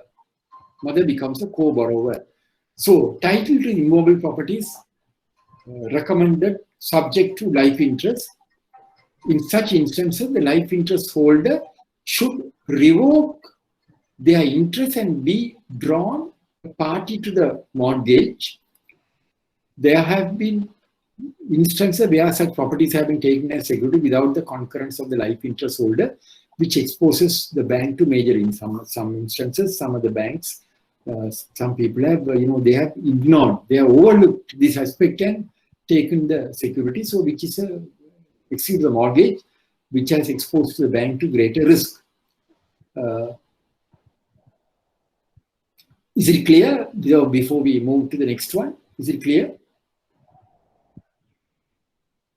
Is it clear to you all? So, a small question. Yes. If there is a building in the property and it was rented, will there be any problem when we are executing the mortgage bond? Yes, very good question. I am going to touch on that. Yeah. If the property having given on rent, I am going to touch on that. Thanks for asking that question. It is there. I will explain to you all the valuation report. Now we have gone through the first hurdle. Now we are on the subject of immovable property because this is a very common and very important security. That's why we are, when we are mitigating the risk, you may come across many problems. So now we are coming to the next important hurdle. Now you have passed the hurdle of the title examination. Hurdle is passed. So now we are coming to the next hurdle. What is the next hurdle?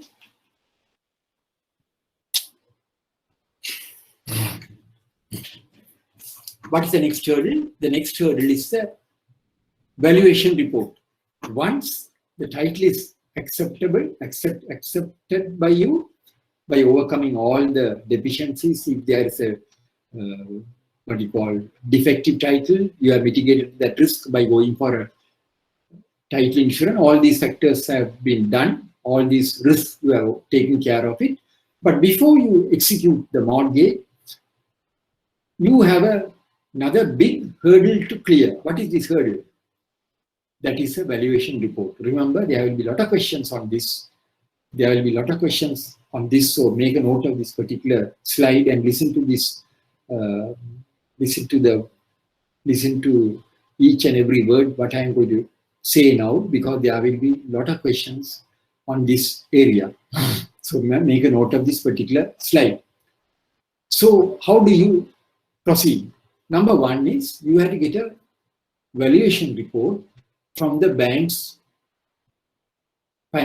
member of the bank's panel of valuers. So you have to get a valuation report from a valuer from your bank's panel. Now your bank has a panel of valuers. Each bank will have its panel of valuers. So you have to find out, you have to get a valuation done by a member of that panel. So once that valuation is given, the valuer will give you a detailed valuation report. So when the valuation report is given, the first thing what you have to do is, this is the first thing you do. You have to check and see whether the valuer has valued the exact property which is offered as security as described by the bank lawyer. The bank lawyer, when they submitted the title report to you in the property title examination, they would have given the property. There will be a column, you will see there is a column, the property. Then the property is described as lot number A in plan number 83, dated, all those. So that same detail which are referred to by the branch lawyer should reflect in the valuation report. Otherwise, you don't know. He may have gone and inspected somebody else's property, or you would have gone and inspected the adjoining property. You would have gone and inspected the adjoining. To ensure that he has inspected the correct and accurate property as described in the title report, you have to check and see whether the property is described in accordance with the description referred to in the title report. That is number one. Number two is, if there is a building within the property which attracts substantial value, the building approval, COC, should be obtained. If the building approval is not available, the value of the building should not be taken into consideration to assess the value of the property. So if there is a building located within the property, and if that building also attracts substantial value in determining the valuation of the property, you will have to call for building approval, and the COC. You have to call for the building approval and the COC. When you say building approval, as you all are fully aware, if you want to put up a building, if you want to put up a house or a building or a shopping complex or a commercial complex or whatever, you have to get the approval of the local authority. You have to go to the Colombo Municipal Council or Kandy Municipal Council or whatever the local authority or urban council. You have to go and tell them that you are going to put up a building, for which they will require you to submit the plan. So you would have drawn the plan, and that plan has to be given to the authorities. So they may come and inspect the property, and after inspection, they will give you the approval. That is what is called building approval. Once that approval is given, you are legally authorized to construct the building, construct your house. So after the completion of the construction, you have to get another document called COC. What does COC stand for? Certificate of conformity. Very good. Certificate of conformity. COC is Certificate of Conformity. When you say certificate of conformity, because after you complete the construction of your house or the building, again you have to go back to the local authority and tell them, I have completed my construction. Then they have to come back, carry out an inspection. They will check with the plan and see whether you have completed the construction in accordance with the original plan you have submitted to them. Sorry. So they will check. And if your construction is in accordance with the original approval, they will give you a document called COC. That means the document is defined as Certificate of Conformity, which confirms the building is constructed in accordance with the original approval and there is no deviation. So these two documents have to be submitted by the customer to the valuer. These two documents have to be submitted. If the customer is unable to submit any of these two documents, then you cannot take the building value into consideration. If the customer is unable to submit any of these two documents, the customer is unable to submit any of these two documents, you can't take the value of the property, value of the building value cannot be taken. You have to deduct the building value. Supposing you may come across a situation, a customer might come and say, I am giving you the building approval. He gives a building approval. Then you ask the customer, where is the COC? He said, COC still pending. I will be getting the COC next week or next month or whatever. Then you can't take it. You need the COC. Because supposing if there was a deviation, if there's a deviation while starting the construction, while constructing, you find, I want to make some changes. What are the changes?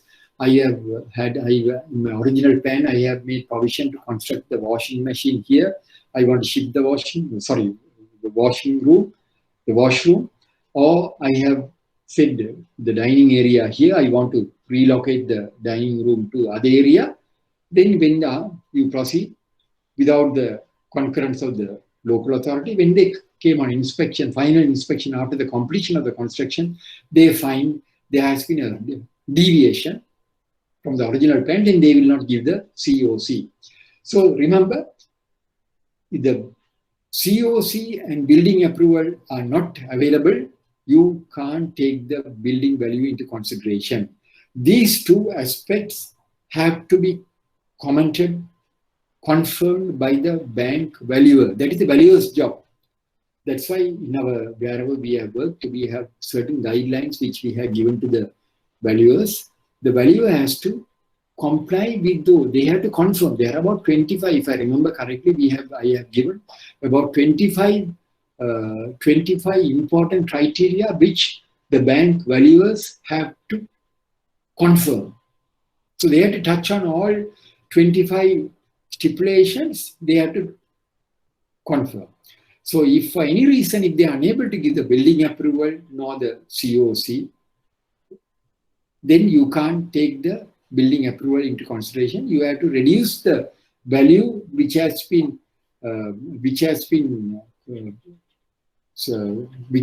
stipulated for the building and COC. That value has to be deducted, and you can take only the land value into consideration. So remember, if there is a building within the property which attracts substantial value, the building value approval COC should be obtained, because there will be a question on this.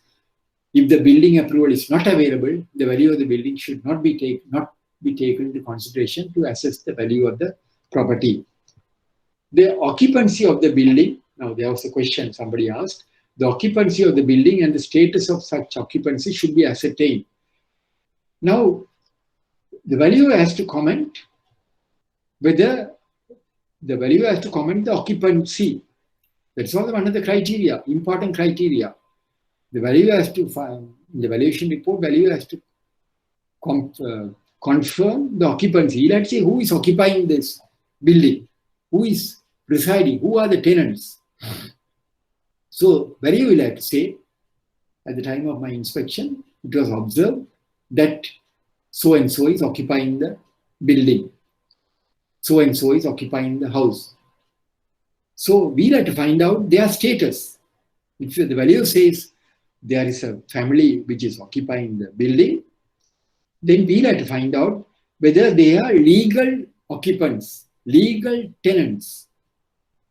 So if valuer says so and so is occupying the property, we have to find out who are they, what is their status, who are they, what is their status.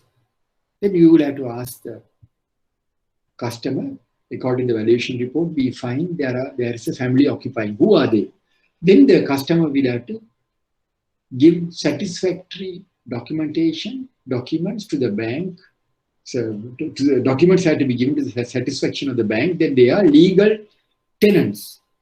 That means whether they are occupying the property after executing a legally enforceable lease agreement. So if you allow somebody to occupy the house, without any proper lease or agreement, you face the risk of such tenants. They will even go to the extent of acquiring the property. They will never vacate the property. So therefore, we'll have to find out whether there is a lease agreement.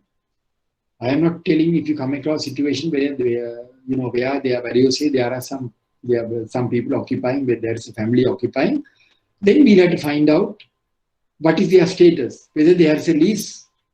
Then the owners may say, yes, we have executed a lease agreement.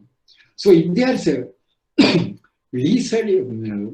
legally enforceable lease has been executed, you know very well this particular lease is a legally enforceable lease. So if you come across such a situation, what happens is, then the bank will go one step further in executing a document called deed of postponement, which has to be executed by the tenant. What do you mean by deed of postponement? When you say deed of postponement, is the tenant authorizes the bank, empowers the bank, that in case of an eventuality, the bank's mortgage will take priority over the lease. That is what is called deed of postponement. So if you come across situation, number one is we'll have to find out if there are tenants in the property. I am not saying we can't take such properties as security. You can take it after ascertaining the legal status of those tenants. So obviously there will be a case where they would have entered into a lease agreement with the owner. Then the bank will want a deed of postponement executed by the tenant by which he is empowering the bank that in case of an eventuality, the bank's mortgage will take priority. So in case if there is a tenant and the customer says, no, I have not entered into any lease agreement, he is a relation of mine, so therefore I have given the house on rent to them, we can't accept such explanations. Then we will have to tell the customer, no, in that case you will have to execute a lease agreement with the tenant, even though they are your relations, you have to execute a deed of lease agreement. Then after that, we will also execute a deed of postponement. So is it clear? Somebody asked a question about occupancy. Is it clear? Yes, sir. Yes. So remember again, I am telling you, just because there is a tenant, I am not telling you can't accept, you can accept it, because sometimes you may come across situations, the owner, he may have given the house on rent to somebody, he is finding it difficult to eject them, so he comes to the bank for a loan. So he said, no, there is some relations are staying, some of my relations are staying. So you ask, do you have a lease agreement? No, I don't have a lease agreement. So then you will tell them, no, you will have to execute a lease agreement. Then we will execute a deed of postponement. Any adverse comment should be deeply examined and action taken. But as adverse comments, sometimes the valuer would have made some comments to say this particular building has not been maintained properly, they have not color washed the building, the roof is in a very bad state, or they may say chemicals are stored in one of the rooms. When I went on inspection, I observed some chemicals are being stored in some of the rooms. So these are some of the adverse comments. So if you come across such adverse comments, you have to take action. You have to tell the customer, according to the valuation report, the building has not been maintained properly. You have not color washed the building. There are cracks all over the building. Roof is in a very bad state.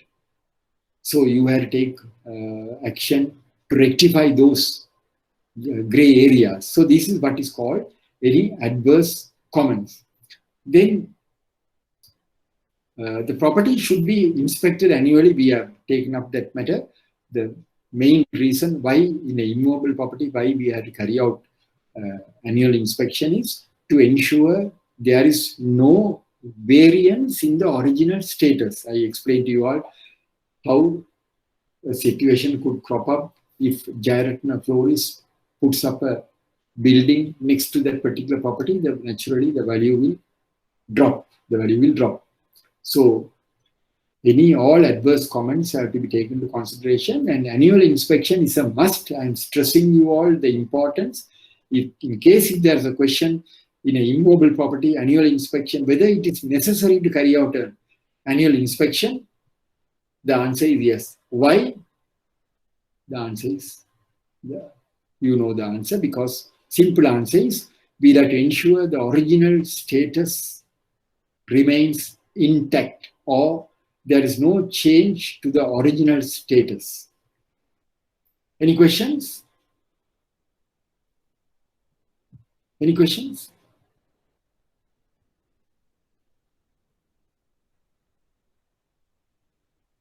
Can you move to the next slide?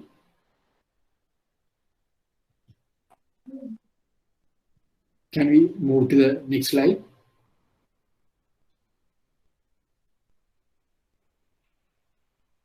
Yes or no?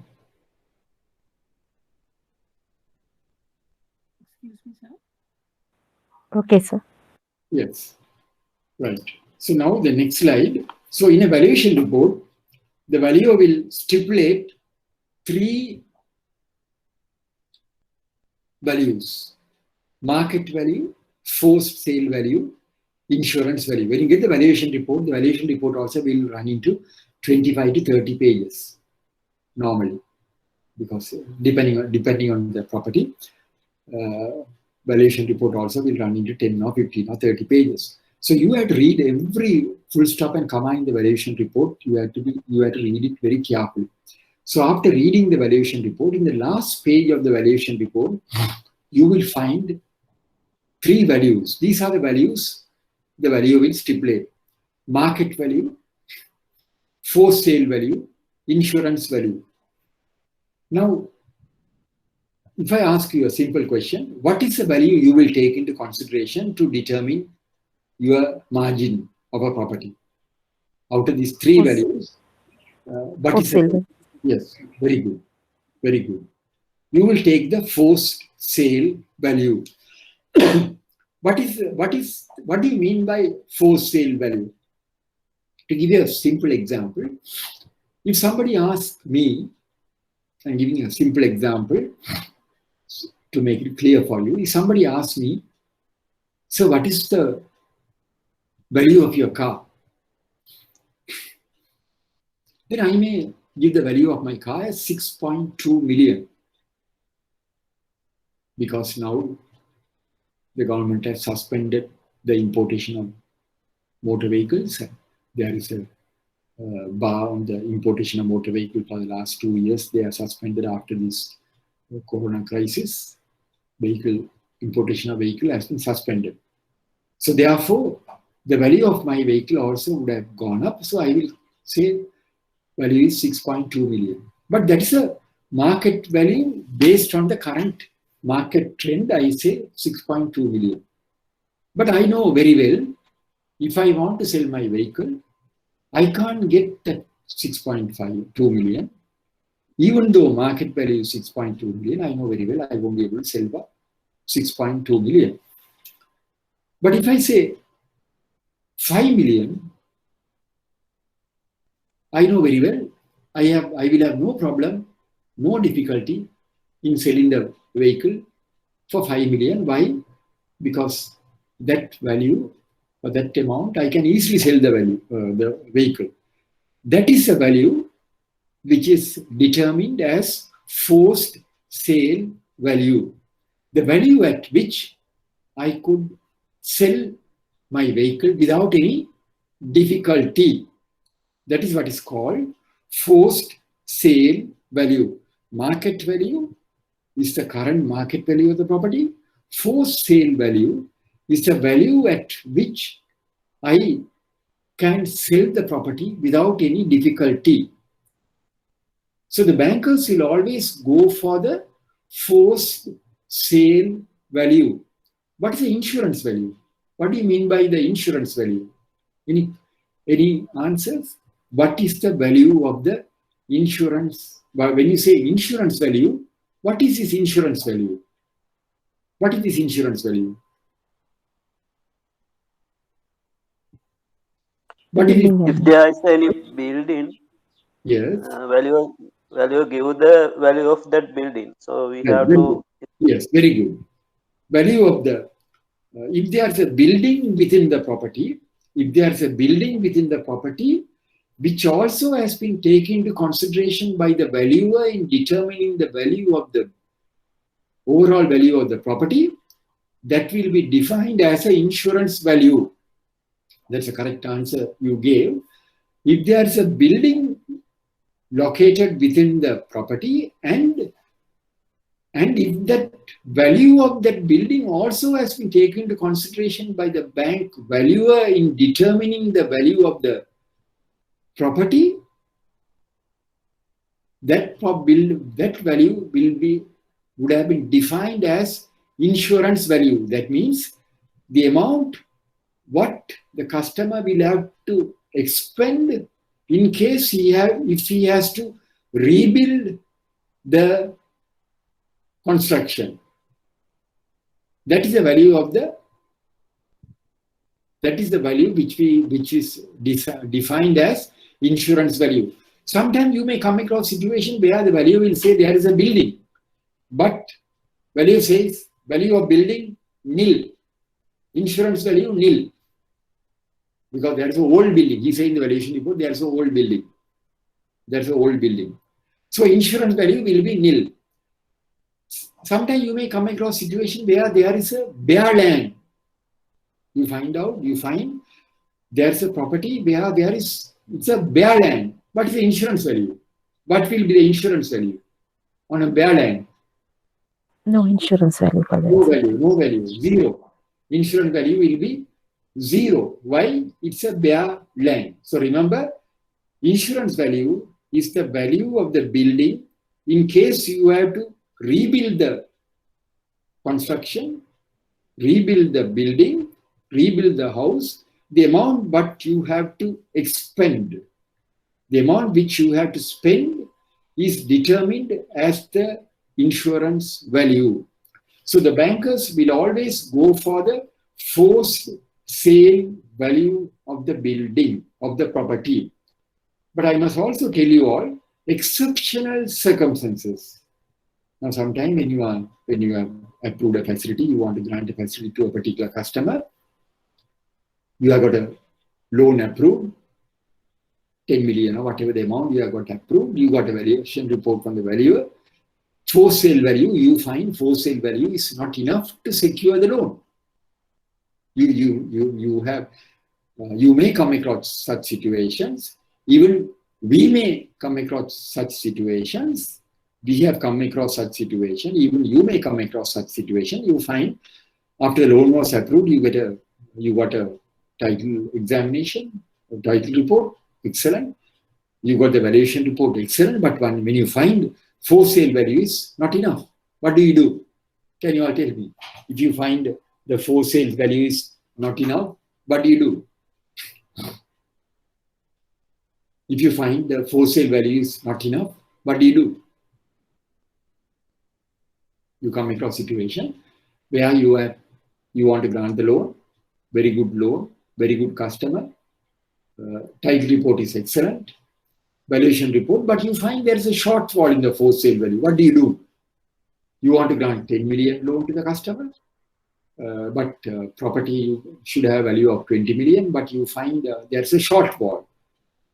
So the for sale value is something lower than the anticipated value. So therefore you are unable to grant the full quantum of the loan approved to the customer.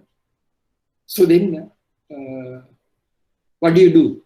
What can you do? I am asking you a simple, common, if you are the branch manager, you want to grant a loan to a customer, you have got a loan of 20 million approved to the customer, property value, expected value was, market value was 45 million, but the for sale value is lesser than the anticipated amount. So therefore you can't grant this 20 million loan approved to the customer by, even though the market value is 40 million and above, the for sale value is lesser than the market value. So therefore you may have to reduce the loan. But in case if you encounter such a situation, what are the options available to you?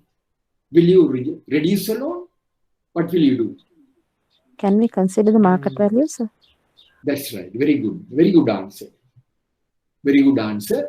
If you come across such a situation, you can make a request to the approving authority to consider the market value of the property, because you can make a case and tell them that the property located at this particular location, there is the value of the property is on an increasing trend. You can say the property value is on an increasing trend. So therefore, we strongly recommend that the market value of the property may be considered to grant this loan. So you can make a case. Very good answer, because normally we are granting for sale value and exceptional circumstances, we can also take the market value into consideration. You can write to the approving authority, you can seek the approving authorities, you have to justify the request by saying the property which is located at this particular location is on an increasing trend. Therefore, we recommend the market value should be taken to grant the full quantum of the loan approved. So sometimes the approving authority may approve your request. Sometimes the approving authority will want a further confirmation from your bank valuer. Sometimes a prudent approving authority will not want to take the branch manager's recommendation. alone, they will say, okay, your recommendation is taken into consideration, but for us to grant approval, kindly obtain a further confirmation from the bank valuer. Then you'll have to go and you'll have to get the valuer and tell the valuer, you know, can you give us a report to confirm that the value of the property is on an increasing trend. Is it clear? Is it clear? Any questions on that?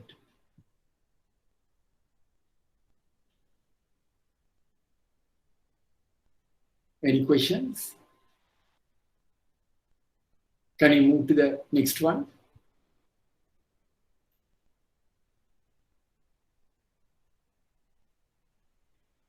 Any questions?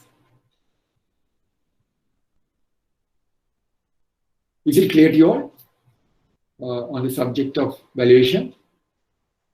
Yes, sir. Yes. So valuation, you must remember valuation report, valuation of a property plays a major role. That's what I told you all. Now, most of the banks, in addition to the valuation, they are also getting a further confirmation from an independent credit officer who will have to confirm that the valuation stated by this particular valuer is acceptable to the bank or acceptable to him. So he will also have to take one by one, and the independent valuer also has to confirm. Right. So now we are coming to the occupancy of the property. I explained to you all. This is a very important criteria which has to be ascertained when an immovable property is obtained as security. If there is a tenant in a property to be obtained as security, governed by the provisions of the Rent Act number 7 of 1972, such a tenant cannot be ejected unless certain provisions of the Act. This is one of the reasons for the insistence of confirmation of the type of tenancy prior to the disbursement of the facility. Right. So now we will, I'll give you just 5 minutes, only 5 minutes. Now 10 to 11, I'll give you 5 minutes just for you to have your tea or drink or whatever it is. So we will meet in 5 minutes, just 5 minutes. I don't think there's any necessity for me to give you 10 minutes because you all are following this lecture from the comfort of your residences. I am lecturing from the comfort of my own residence. So therefore, I think 5 minutes or 10 minutes here, 11 o'clock, we'll meet. Now I find somebody has sent me a message. I don't know whether from this group or from my previous group. I just on my mobile. One person has asked, sir, can we ask from the customer to take title insurance for additional few years at the beginning with an assumption? I don't know who has sent this question, but anyway, the answer is title insurance. We have to get the title insurance until the cancellation of the mortgage. So there is, if the loan is for 5 years, we don't take the title insurance to cover the duration of 5 years. The title insurance should be obtained until the cancellation of the mortgage. Is it clear to you all? I don't know whether from this group the question came. I don't know who has asked. So I have answered that earlier also. So when you are getting a title insurance, this person has sent a message whether we could take the title insurance for an additional period. So that is not necessary, because if you ask the insurer to provide the title insurance to cover until the mortgage is cancelled. Is it clear to you all? Is it clear? So for title insurance? Yes, yes. Yeah. For title insurance, we have to give a specific period. No? Yes, that's right. Loan tenor. Yes. So how can we specify that cancellation of mortgage periods? You have to, the insurer will ask the details of the loan. So if you are granting a loan of 5 years, sorry, if you loan of 5 million, you would have to inform the insurer that, a very good question. If you are inform the insurer the terms and conditions. Terms and condition means you have to tell the insurer we have granted a loan of 5 million, securities, mortgage or immobile property at this place, repayment is 5 years. So you have to tell when you ask the insurer may come back and say, okay, we are issuing the title insurance for 5 years. Then you have to go back to the insurer and tell the insurer that the validity of the title insurance should be made until the cancellation of the mortgage. And until the cancellation of the mortgage. So insurer may say, they may come back and tell you, but the loan is for 5 years, so that's the reason why we have made 5 years. So you have to tell the insurer, no, we can't accept 5 years. Please amend it to read as until the cancellation of the mortgage. The reason is the repayment period may get delayed or it could get postponed. Now, see, for instance, means the present situation, the present coronavirus, you could see most of the loans, almost 90% of the loans, the central bankers ask the bankers to give the issue, they have given a moratorium, so the loans prepayment has been extended. So if we have granted a loan according to the original terms, at this stage, we may have to go to the insurer and ask the insurer to extend the repayment period by a further period. So sometimes the insurer may even decline, because insurer also will know that the loan is going into arrears, so the loan is going bad. So therefore, he may even decline. To avoid such circumstances, such eventualities, at the very outset itself, we have to tell the insurer the validity period of the title insurance should be until the cancellation of the mortgage. Is it clear, miss? Yes, sir. Thank you, sir. Yeah, because this question has arisen at several instances, because some insurers come back and tell us, no, we are giving only 5 years. So we can't accept it, because the particular insurer refuses to give the way you want. You can tell that insurer, okay, then that's perfectly all right. You can seek the cover from another insurer, because insurers also, I think there are about 20 insurance companies, so they can't dictate terms. So they have accepted our stand that they are given policies with a clause valid until the cancellation of the mortgage. So we will cancel the mortgage only after the loan is settled in full. Am I correct, miss? We will cancel the mortgage only once the loan is settled. You follow?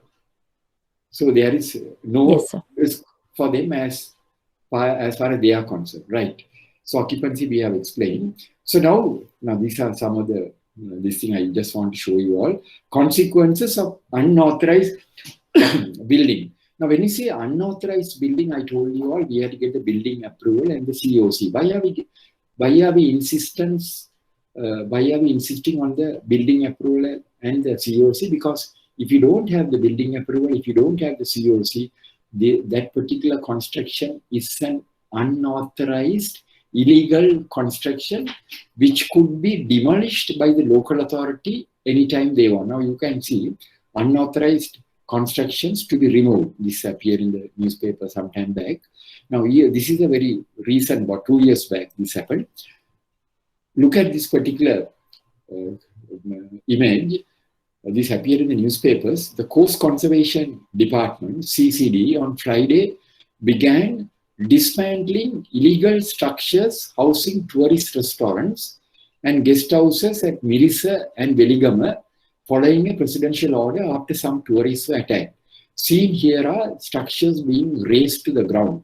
So now this is a very good eye-opener for you all. Now here you can see a tourist restaurant was operating at Mirissa.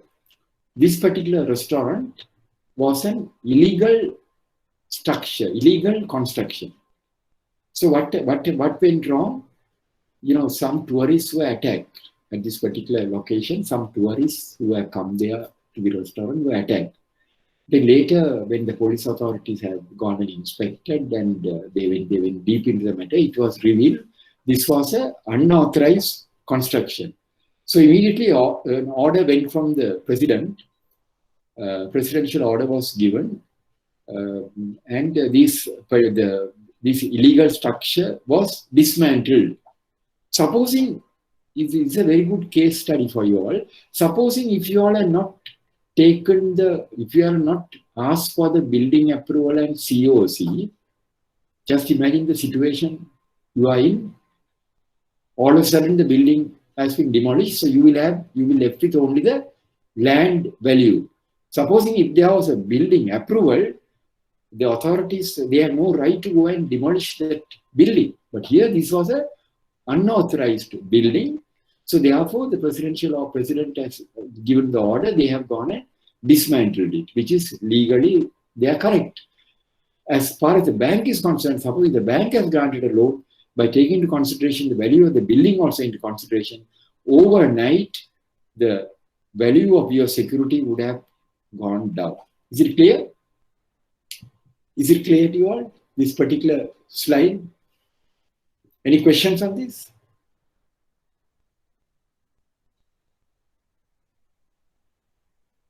Any questions?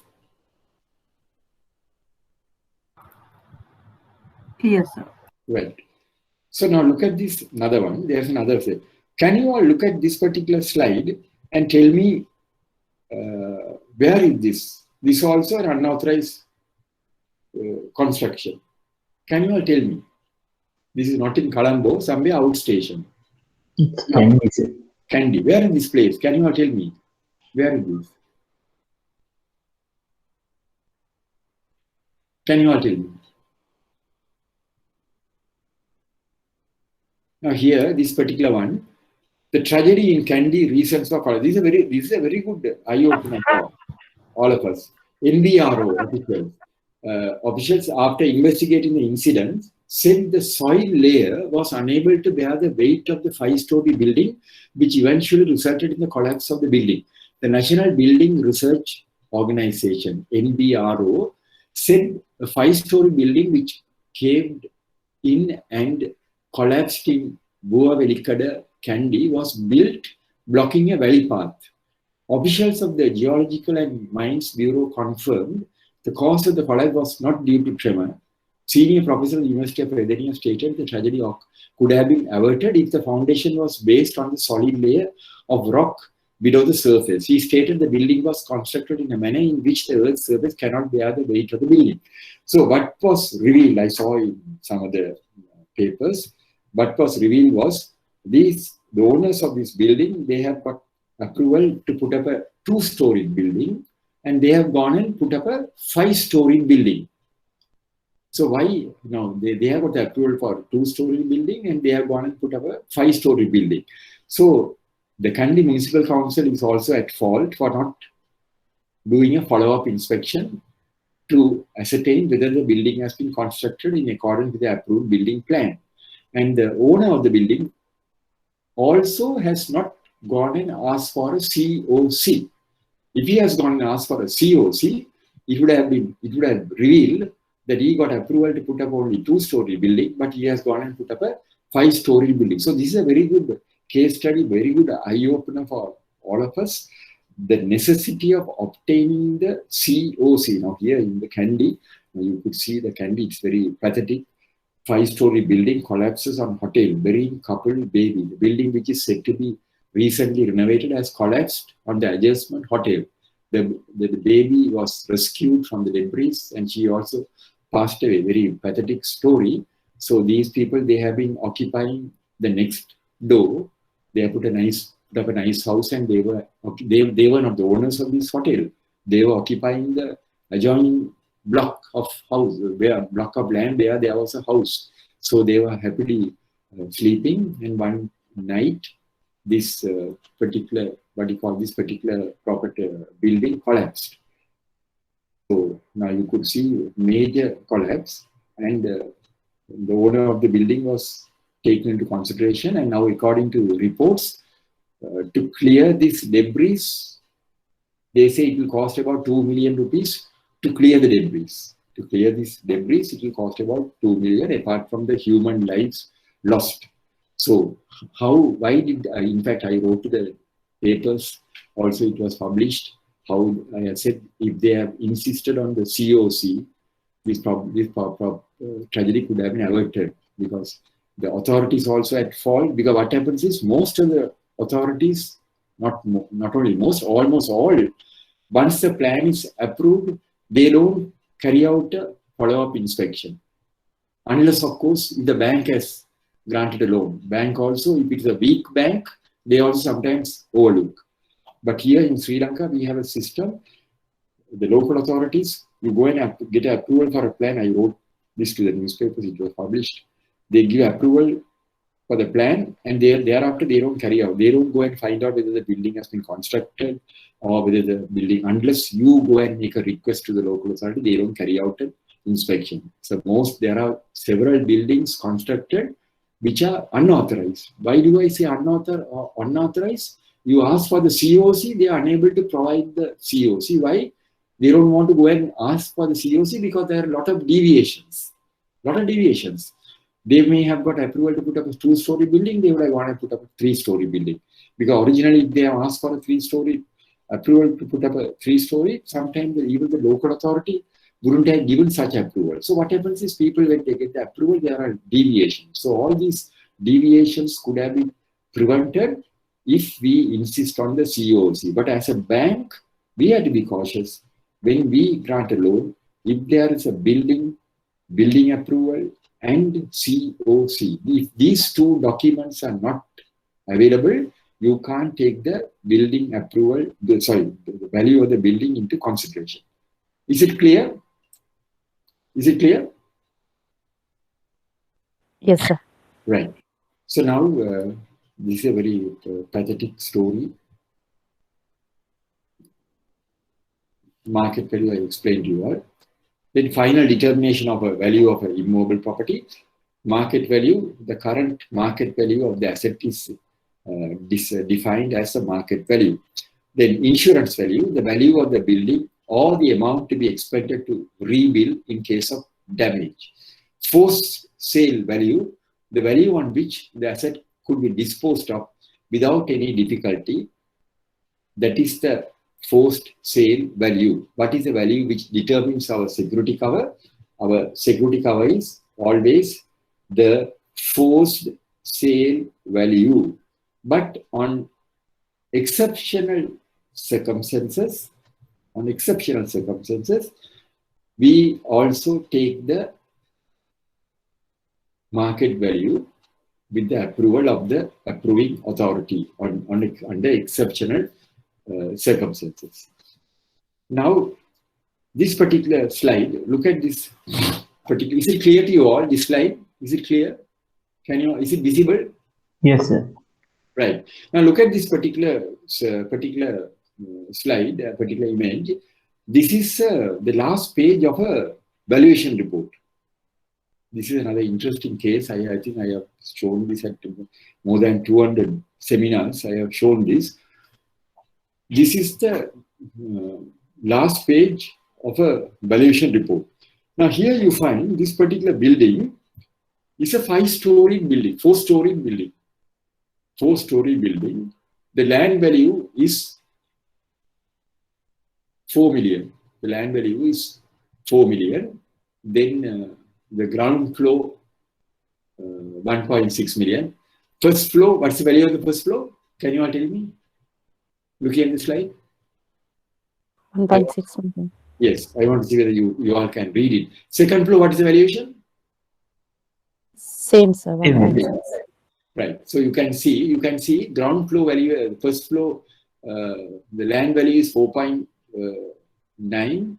Then the first floor is 1.6, second floor is 1.6, third floor is 1.6, fourth floor is 1.6. The total value is 12 million. So according to this particular valuation, which one has the highest value, building or land? Land. It's buildings, sir. Buildings, because there are 4 stories. It's a 4-story buildings. So each building is valued at each floor is valued at 1.6. So the land building value is more. Am I correct? Land value is 4 million. Building value is 8 million. Is it correct? Correct. Yes. So land value is 4 million, building value is 8 million. So the building value is the most important as far as we are concerned. The major component of our value is based on the building value. Now, this is a very good case which will enlighten you the main reason to ensure that we read our valuation reports and title reports in parallel. This is a very, very good case study. So now here, this particular loan, which was granted, which was recommended, which was approved for a outstation branch in a bank where I was attached to, came for disbursement. I was head of credit administration. When it came for disbursement, it went through the staff and all had gone through it, and finally they all had put their signature. When it came to me for the final approval, because I was the final person who was authorized to disburse the loans there in this particular, even 5 rupees they can't grant without my approval at this. Because I was a head of credit administration, the CEO was very particular and everything was brought under control. My company, even 5 rupees, they can't release it loan. They have to get my concurrence. So I was very careful. So when I read this very carefully, Value has said owner is occupying. Listen to this story very carefully. Value said owner is occupying the property. Showrooms are there, his showroom is there, residence also there, first floor residence, ground floor showroom, second floor stores, like that. Then I read the title report also very carefully.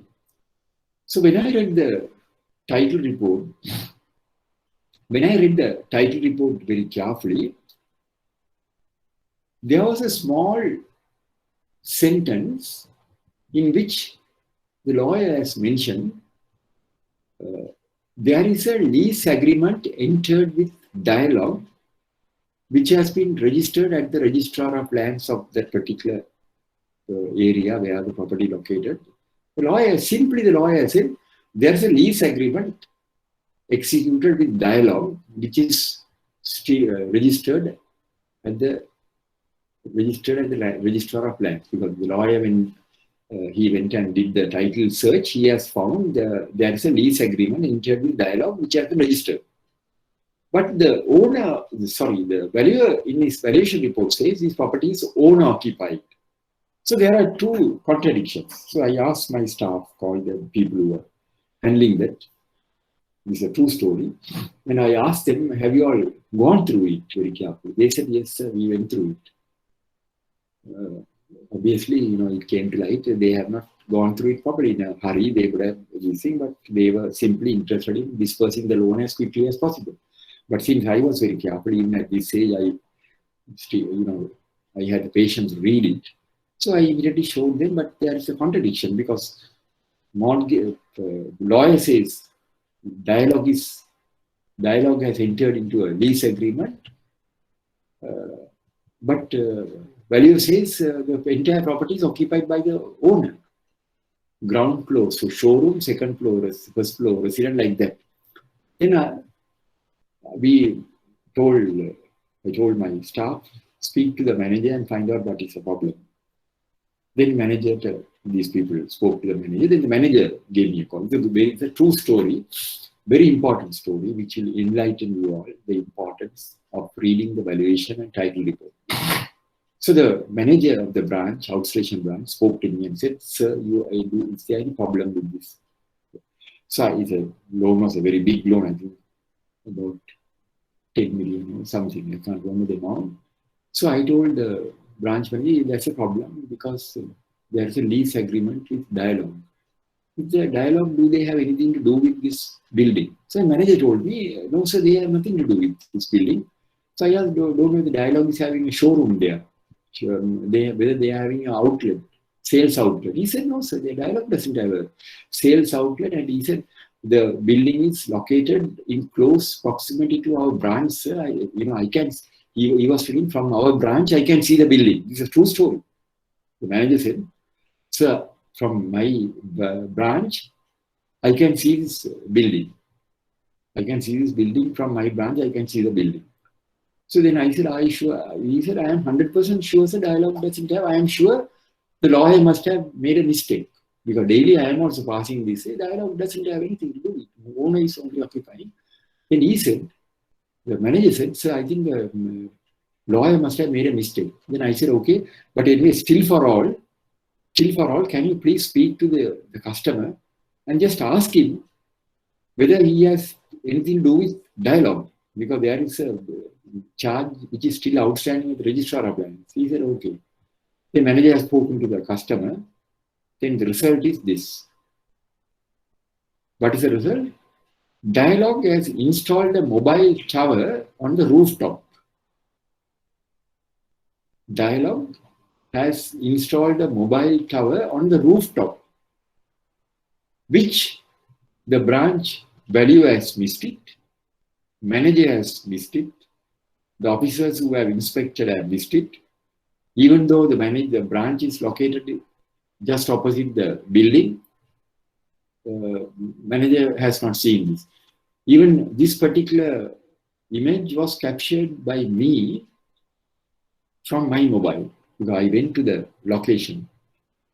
I went to the particular location when the manager took me. So I captured this from my mobile. So how did this come to light? Because we read the valuation and the title report. Now you may be wondering, so if the mobile tower is there, what's the problem? Is there any problem? You may be asking, can you all tell me? Why any problem with the mobile tower? If the facility becomes a default and if we go for auction, then it will be difficult to negotiate with the dialogue to remove the tower and all. That public problem will be. Yeah, that is also a very good answer. For that one, we can always overcome that problem by going for a deed of postponement. Am I correct? Now, in case if we have to, if dialogue are the legal owner, legal occupiers, we can always go for a deed of postponement. No? Neither. I refer to the deed of postponement. If you come across a legal tenant, we can get a deed of postponement executed. No, am I correct? If you come across a situation where there is a legal, if there's a entity or a person who is occupying on a legally executed lease, we can always go for a deed of postponement. That means the dialogue will have to sign a deed of postponement by which they are authorizing the bank and empowering the bank to say that in case of an eventuality, your mortgage will take priority. Am I correct? Yes, sir. Yes, that is in case whenever you come across a case where somebody is occupying, we'll have to find out whether they are the legal tenant. If they are not the legal tenant, then we'll have to tell the owner, you have to execute a lease agreement and make it legal. Then once the lease agreement is executed, we go one step further and get a deed of postponement to be executed by the tenants, by which they are authorizing, they are confirming to the bank that in case you had to sell the property, in case you had to go for it, you had to enforce the mortgage, we will vacate the premises. So that is taken care of. Am I correct?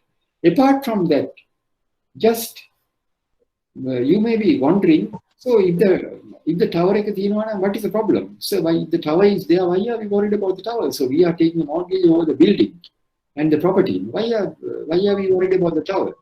Why are we worried about the tower? Value of the property will reduce. Sorry?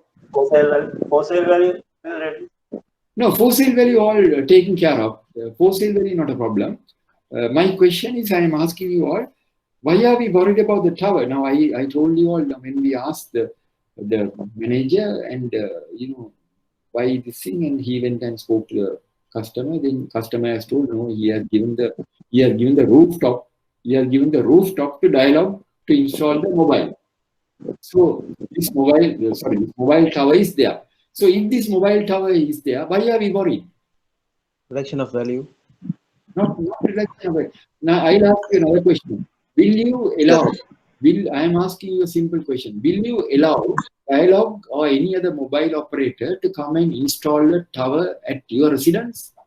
No, because of radiation. What else? What else? High tension voltage will be there, so that will cause damages to the building. Very good. So that's the reason. Neither. If now see here, see the risk. It's a tiny building. It's a tiny building, and in case something happens to this building due to this tower, what will happen? What will happen? In case if the building is damaged due to this tower, what will happen? Our value will drop to how much? 4 million. Right. Very good. Our value will drop to 4 million. Our value will drop. Now here, this is a very good case. I think I have shown this about in 200 seminars, central bank and all over I have shown this. You know, the value will drop to 4 million. Now here we have taken a valuation report. The value is 12 million. Out of 12 million, 8 million is for the building, 4 million for the land. So we have to ensure the building remains in its original state. So when we are about to click the button and release a loan, we are exposed to another major risk to see that this man has gone and given this rooftop to Dialog to install a tower. So if the building is damaged due to lightning or some problem crops up, and if the building is damaged, we will be left with only 4 million. So therefore, we insisted on the customer to get a special insurance cover. We told the customer to get a special insurance cover. But to see, even that was declined by the insurers, because insurers wanted a very high premium. Insurers wanted a very high premium. So the customer was not willing to pay the premium. He said the premium is very high, and if you, in that case, I don't want to take this loan because the premium is very high, which he has to pay every year. But however, this particular customer was, highly influential customer. It this case went to the CEO of the bank also. Even he also asked from me, and then I told him the reason why we can't release a loan, and then CEO also agreed with me. He agreed with me and said, no, you are correct. CEO also, the bank also said that the file went to him also. The customer has complained. There's a delay. The approved loan has not been dispersed. Then the CEO of the bank also wanted the file. It was sent to him, and then the CEO spoke to me and said, no, what you say is 100% correct. I agree with you. We can't. There's a risk we are facing in case the building is damaged due to lightning or something. We will be left with only 4 million. Now the fact that this tower is located there, it's a major risk. So ultimately, we mitigated the risk and granted the loan. Can you all tell me how we would have granted the loan? Even though the CEO intervened and he agreed with me, but later, we did a deep investigation. Ultimately, we granted the loan. How did we grant the loan? How did we grant the loan? By mitigating the risk. Sorry? With insurance? Yes, with insurance means now here we want to get a special insurance. The customer was not willing to pay the premium because the premium was high. But still, for all, you are comfortable. We granted because we got comfort. In the sense, how did we get the comfort? Because when we went deep into the matter, it was revealed that Dialog was in possession of a public indemnity insurance policy. That means Dialog has taken a public indemnity insurance policy. Now you would have seen Dialog has installed these towers in various places. They have installed it for which they are paying rent to the owners. At the same time, Dialog has taken a public indemnity insurance policy from an insurer. That means See how Dialogue has done their homework. That means if the building is damaged due to this building, the building is damaged or it results in loss of life or anything, Dialogue in turn can recover the loss from their insurers by virtue of the public indemnity insurance policy. When we say public indemnity insurance policy, means any damage caused to the public as a result of their tower, they could claim from the insurer. So in other words, supposing if any damage has been caused to this building due to Dialogue tower, we could claim the damages from Dialogue. They in turn will claim from their insurers under the public indemnity insurance policy. Is it clear? See how we have mitigated the risk. How we have mitigated the risk. The interesting part here is this particular risk was exposed, came under our scrutiny thanks to the legal officer. Because the lawyer, in the title report, lawyer has said there is a lease agreement. So the relationship managers who handle this case also, even though they say they read the valuation report and the title report, none of them went deep into the matter to ascertain why there is a lease agreement with Dialogue. So when the legal officer says there's a lease agreement with Dialogue and the value says owner occupied, then they should have asked the question, they should have asked themselves, how can the valuer say the owner occupied? Because lawyer says there's a lease agreement.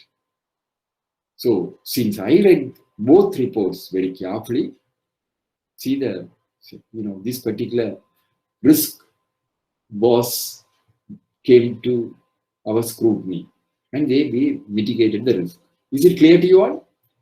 Now I have showed this as a case study so that they will always remember valuation and title reports have to be examined, not in isolation.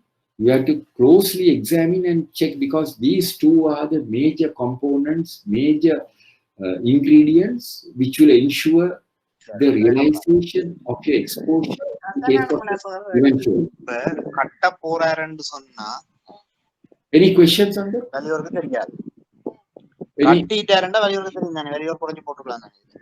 Any questions on that?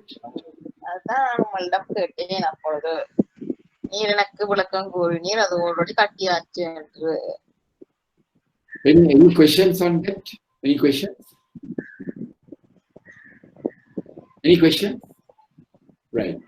Any questions or is it clear to you all? These two. Yes, sir. Yes. Any questions? Can you please explain a little bit about the deed of postponement? Yeah. Deed of postponement is supposing now you are giving your house on rent. Means you have a house, you are giving that house on rent to somebody, right? Now when you are giving your house on rent, you are giving your house on rent to somebody. So when you are giving your house on rent, you are not just going to give the house, no. You will want to get into a lease agreement. Am I correct? Yes, sir. When you are giving your house on rent to somebody, under the present situation, nobody will just go and tell somebody to occupy the house. They will want to get into a lease agreement. Because without the lease agreement, if you give a house on rent, the chances are that you will not get your house back. Am I correct? You will not get your house back. So therefore, when you are giving the house on rent to somebody, you will get into a legally enforceable lease agreement. That means you will get a lease agreement signed by both you and the tenant, prospective tenant, within which you will say that you are giving this house to so and so for a term of 2 years on a rent payable. This is the rent payable monthly, and you will give it. So once you are given, they are occupying the house. So later, when you want to take a loan from a bank, you go and mortgage that particular house which you have given on rent to somebody, right? So then when you want to mortgage that house, the bank valuer values the house and he says about the occupancy, he says this particular house is occupied by so and so on a lease agreement, right? On a lease agreement. No, you are giving the house on lease for 2 years. Then what happens is the bank, before we take a mortgage, we get a further confirmation from the tenant, from the person who is occupying the house, to say that he will vacate the house when the bank makes a request. In other words, he says to the bank that in case of a problem, in case of an eventuality, the mortgage what you have executed, the mortgage which my landlord has executed in your favor will take priority over my lease agreement. So that document is called deed of postponement. Is it clear, Miss? Yes, sir. Thank you very much. So, in other words, he is giving an authority to the bank that in case of an eventuality due to default or whatever, that he is authorizing, he is telling the bank, your lease, your mortgage will take priority over my lease. Because, in case if you want to go for party action, in case if you want to go for action or something, the customers, the tenant say, no, I can't vacate, I am living here for, my lease agreement is valid till 2 years. That is to avoid such situations, we get a document called deed of postponement. Clear? Yes, sir. Right. Clear. Thank you.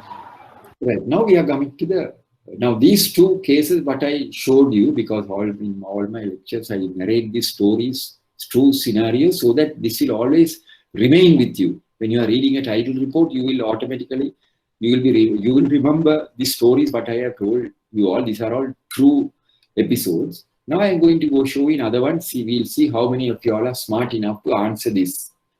Look at this particular slide. Now, this particular property is located in Kandy. This particular property is located in Kandy.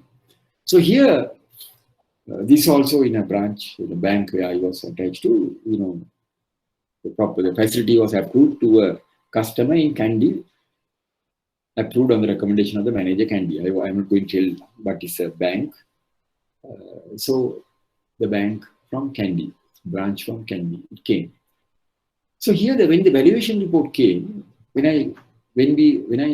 our people, when they read the valuation, here also all our people have read everything. Final signature they have placed came to me for the final authority. It came to me, final authority. It came to me. So I was a person who was authorized to disperse. As I told you, even 5 rupees, that bank couldn't. They were the managers. They didn't have the power. It has to come to me because we had strict control. So it came to me for approval, for my final approval. All my people have gone through it. So I read the valuation report. This I am going to concentrate only on the valuation report.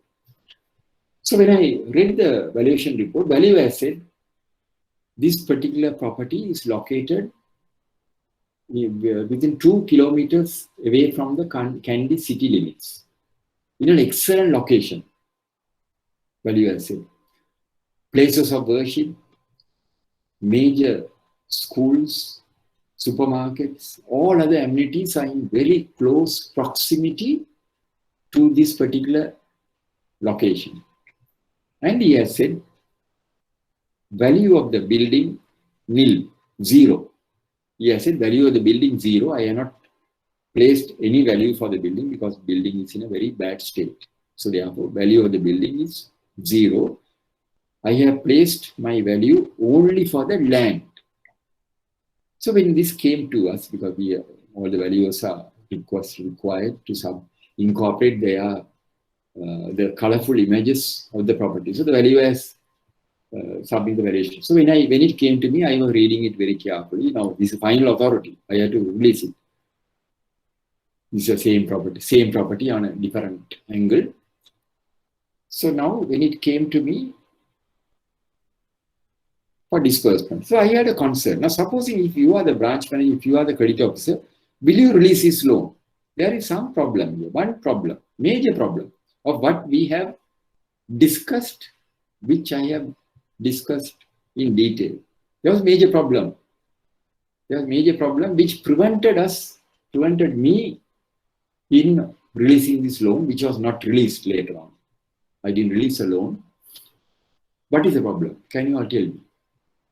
Major problem. Now, if you are the manager, look at this particular slide. 10 million or something loan. Valuation. Sorry? Landscape. No, landscape is not a problem. Apart from that, Approval from the NBRO? no, this approval from NBRO will not arise. The reason is we are not taking the building approval into consideration, building value into consideration. Am I correct? We are not taking the building value into consideration because value, I said, he is giving the building value 0. Value is telling, I am giving the value only of the land. Building equity, I have not given any value for the building. Building is 0. You don't have to worry about the building. Value says, these are values words. Value says, you don't have to worry about the building. Building value is 0. I am giving only the value for the land. I am giving the value only for the land. Land is located in an excellent location. Excellent location, so don't worry about the building. Value as said, don't worry about the building. Building has no value. Building value is 0. Only the land is located in an excellent location. So when it came to me, I must tell you all, our people have missed, the officers in that particular bank where I was attached in my department, they have missed it. So when I went, Access of no, access also, all those are okay. Access is also okay. But There is a construction going on. no, that is also okay. This Looks construction. like. No, there's a construction going, that is not a problem. That construction will not affect this particular property. This is the backyard. This is the backyard. But there's a major, now I could remember when I showed this in one of the seminars, one lady, she said, she came out with the Electricity. Yeah, that's electricity also, a lot of people come out with it. So it is occupied by someone else? Right, you have given me the correct answer. That is the answer. Occupied by somebody. Now, why this curtain is, the window is open, the curtain is visible. So, excellent. You gave me the correct answer. Occupied by somebody. So, value has told you, this land, this property, I have not taken the building into consideration. But when I saw this image, I saw you could see there are the windows open and there are some curtains. So when these were highlighted from the image, we saw the curtain is visible, the windows are open. So obviously it made me to think whether there is anyone occupying this house. Whether there is anyone occupying. So the value was silent about it. Value was silent. Branch manager was silent. Occupancy. They have gone on the basis, we are taking only the land value. But thankfully, because of the window was open, it made me to think, and I thought somebody must be occupied. Then immediately I called the people who were responsible in my division and I asked them, same question what I posed to you all, asked them, they also couldn't answer. Then I asked, when the window is open, don't you all think why the window is open? Then they also said, yes, boss, I think somebody. Then immediately we contacted the branch manager and we told the branch manager, we have a concern whether there is anyone occupying the building. Then manager also clueless. Manager said, no sir, I am not aware whether anybody occupying. So we told the branch manager, you have to carry out in Kandy, carry out a further inspection and find out and confirm to us whether this particular building is vacant or whether there is anyone occupying that building. Then the manager carried out an inspection and confirmed to us there is a family which is occupying the building. They are illegal tenant. They are not legal tenant because they have been staying there for the last 15 years. Now the building is about to collapse. Building is in a very bad state, but still for all these people are occupying. So we can't. So supposing if we have overlooked and supposing if we have taken a mortgage over this particular property, and later on if we had to go for parate action or whatever action, can we sell this property with these illegal tenants? Can we sell? Can we sell? No, sir. No, you can't sell. You can't sell. So now, I have showed this at many of my forum. One day when I showed one girl from a leading bank, she said, sir, this, she came out with a very valid answer, which is also, I must share with you all. Even I didn't think about it.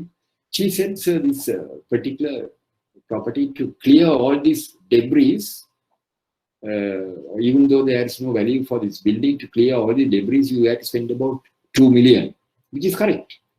Whether the value has taken those factors into consideration. I said, no, I don't think the value has taken those factors. So that is also another important factor. But apart from that, now here, owner of the building, the owner is an abandoned building, some people have gone and occupied it.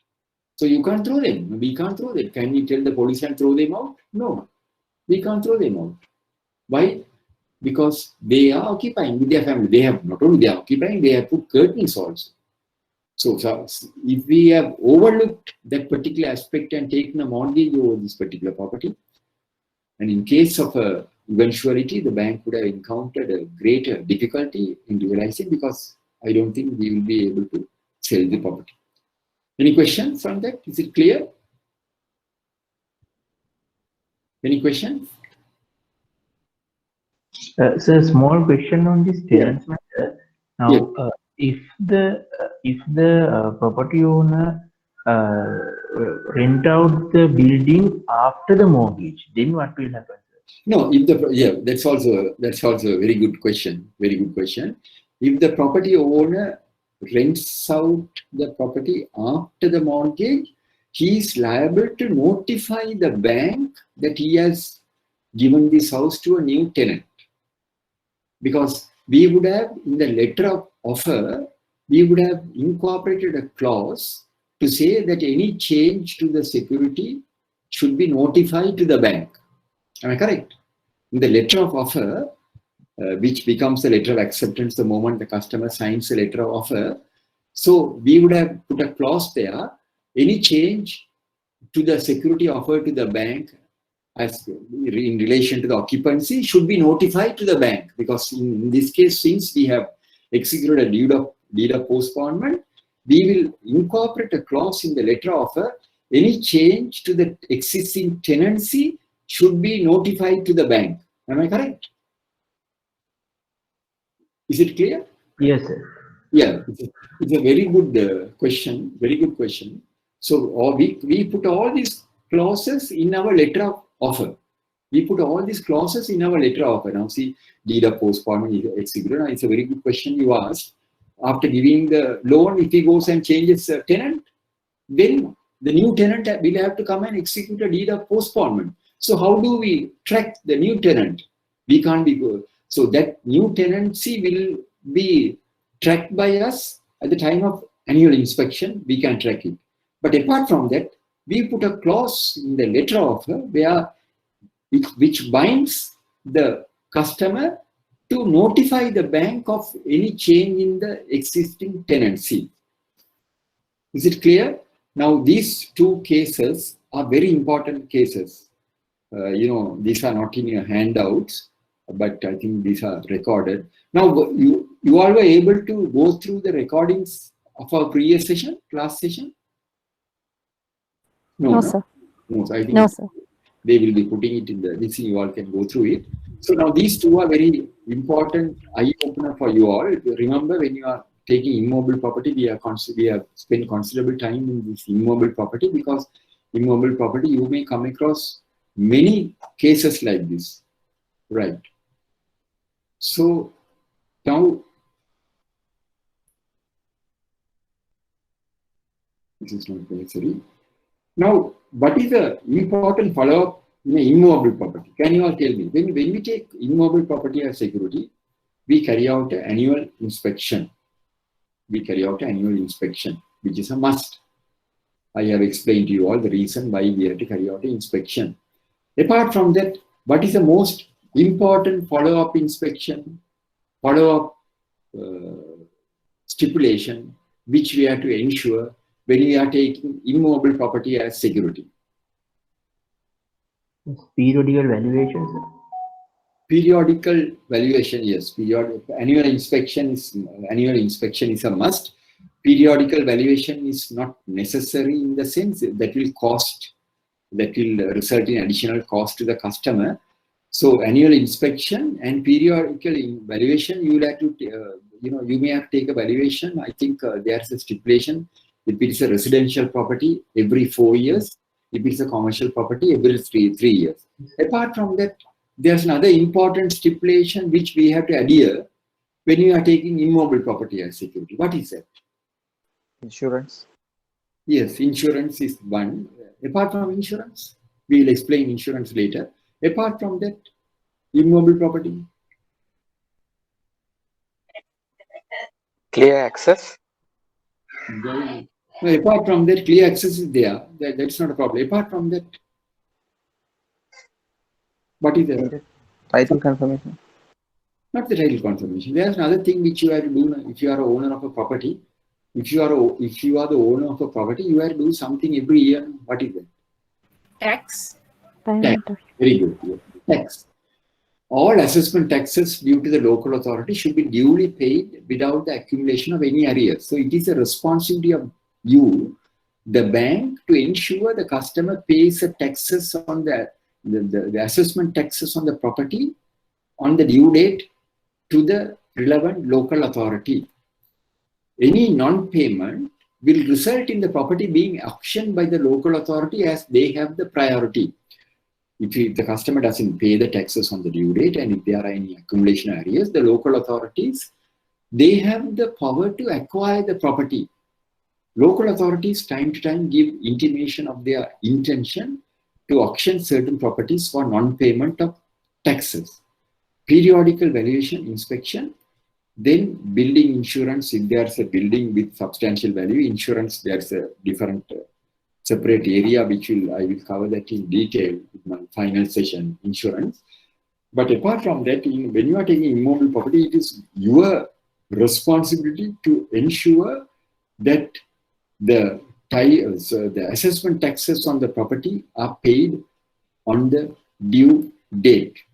Now you can see, look at this particular slide. Colombo Municipal Council to auction assets to recover unpaid rates. 900 million unpaid rates, 7-day notices sent to 1,400, 65 days auction grace. So CMC threatened to seize 867 properties for non-payment of rates. Properties liable to seize and sale for non-payment of taxes. Rates unpaid, CMC auctions of 42 properties. So if you have not followed this, you face the danger of your property being acquired, being auctioned by the local authority for non-payment of taxes.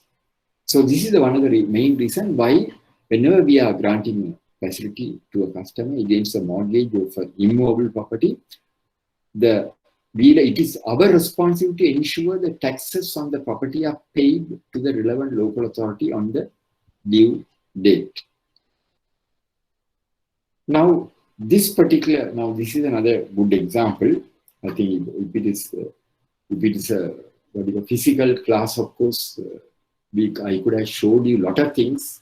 I could have spoken to you about various things, and that would have given me also tremendous satisfaction to see the faces of our students. But unfortunately, we are barred from seeing the physical, conducting physical sessions. Now, this particular slide, I don't know, it has come with this anyway, I will explain to you all. Can you all look at this particular slide and tell me where it is located? Any guesses? It's a parlor. Yes, very good.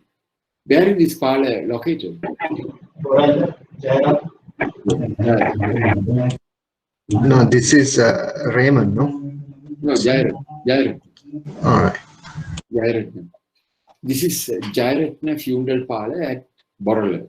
So you may be wondering what has this got to do with this session. This has a strong message for all of us. What is a strong message? Now look at this particular slide. Now here you find Jairatna Florist. They have put up a brand new funeral parlor just opposite the Kanatha Cemetery, Roman Catholic Cemetery gate. They have put up a massive parlor called Respect. This is a hi-fi parlor. They say this is a hi-fi parlor in the sense all the facilities you have. So all these hi-fi funerals are now taking place at this particular parlor. So now here they have gone and bought a land adjoining some residential complexes. Now you could see from here, there are some residences here. Now here see all these people who are occupying these properties, they are unable to open their windows because when they open the window, they will be attracted toward the funeral parlor. So therefore they have closed, the windows are sealed. So Jairatna Florist, they have gone and got the approval and they have opened a funeral parlor there. So now here, supposing if this particular house, two-story house, is mortgaged to your bank, do you, according to your assessment, will this property attract the original value? At the time of granting the loan, the Jairatna Florist funeral parlor was not in existence. There was it was a residential complex, but Jairatna Florist, they have paid a very big amount and bought this land. So according to your assessment, will this particular property will have the original value? Yes or no? No, it won't have. It won't have the original value because why? Because of this Jairatna Florist funeral parlor, the value of this particular property would have dropped. So now they may be contemplating on selling their property. Why? Due to this negative aspect. So this is an eye-opener for you all to ensure the requirement of conducting annual inspections are fully adhered to. Because very many times people ask whether it's necessary for us to carry out an annual inspection. So now here we would have conducted an annual inspection at the time of granting the loan. At that time, the Jairatna Florist, what you call funeral parlor would not have been in existence. But now it has come. So when you carry out an inspection, in a follow-up inspection, when you did a follow-up inspection, you find there's a funeral parlor. Then what happens is, you will have to reassess the value.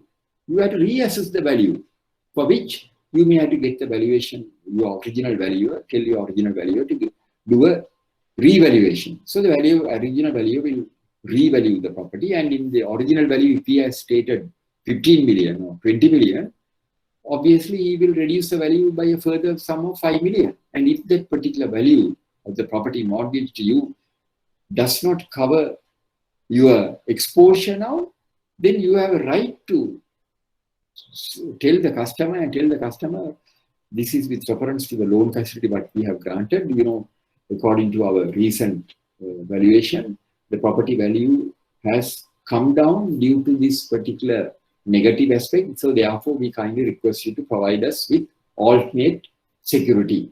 Is it clear to you all? Is it clear? Yes, sir. Yeah. I didn't want to show this, I thought, because since it's a classroom, but anyway, since it came, I just explained to you all. This is just an eye-opener for you all. So now, now we are coming to the next important session, in the sense, under immovable property, immovable machinery. Now, there are certain machinery which are also categorized as movable, immovable. If a customer comes to your bank and says, I am providing you machinery as security. The customer comes and says, I want a loan. What is the security you are offering? I can give you 25 or 50 million worth of machinery I can give you as security. He is telling I can give you 50 million worth of machinery as security. then machinery as security, then the first major thing, first important thing which you have to ascertain is the machinery what the customer is offering to you as security, whether it is a movable machinery or an immobile machinery, whether it is a movable machinery or an immobile machinery. This is the most important criteria which you as a banker has to ascertain, whether this machinery is a movable or immobile machinery. So customer comes and tells you, I have 50 million worth of machinery, which I can give you as security. I want to loan 25 million. Then the first thing you will ask the customer, can you give us a list of machinery? So he'll come and give you the list of machinery with the original invoices, whatever. Then you will have to carry out an inspection to ascertain whether this particular machinery, which is you as security, is a movable machinery or a immobile machinery. So you ascertain the type of machinery which is given as security, you will have to carry out an inspection at the factory premises or at the workshop or wherever this machinery is located, installed. So you will tell the customer, we'll have to carry out an inspection. So you go to the factory complex. He has given 50 million worth of machinery. You are in possession of the list of machinery what is given to you. You take the list of machinery, go to the customer's factory, and you are asking the customer, can we see the machinery? So customer is showing the machinery one by one. These are the machinery. Value is 50 million. Now your mandate is to find out whether this is a movable or immobile machinery. How do you find out? How do you find out? It should be fixed to the floor. Yes, it should be fixed to the. It should be permanently fixed to the floor.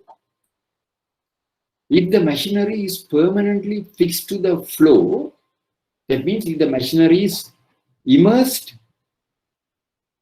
on a concrete layer, in a concrete layer, you take the floor and see, you ask the customer whether you have put a concrete layer and install the machinery, and if he says yes, then it confirms it is an immovable machinery. Why? Because to remove the machinery, you have to break the floor. Why? It's a concrete layer. You can't just remove the machinery, you have to break the floor.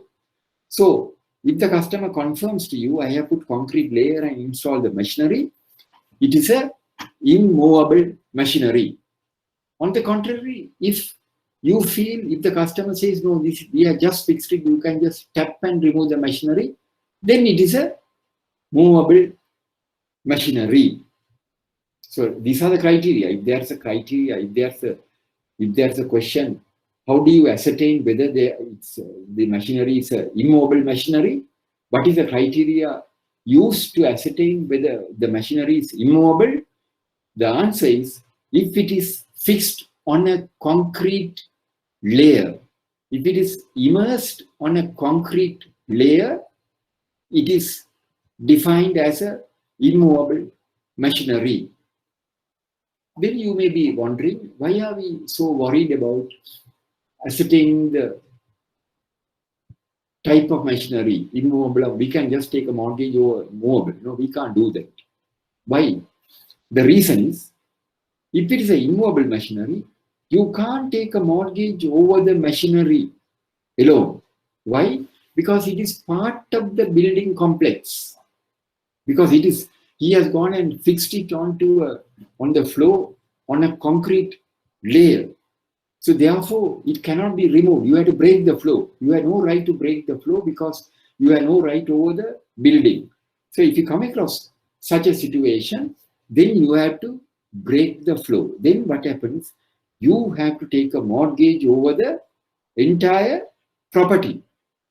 You have to take a mortgage over the entire property. You can't take a mortgage only on the machinery.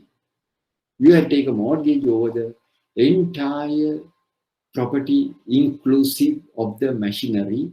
Why? Because this machinery is an immovable machinery. But if it is a movable machinery, according to your judgment, according to your assessment, if you feel without causing much damage to the machinery, we could remove the machinery, then it is a movable machinery. For instance, if you go to a garment factory, you find sewing machines. They have just installed. You can remove it. So those are movable machinery. So immovable machinery, if it is fixed on a concrete layer, you have to categorize it as immovable machinery.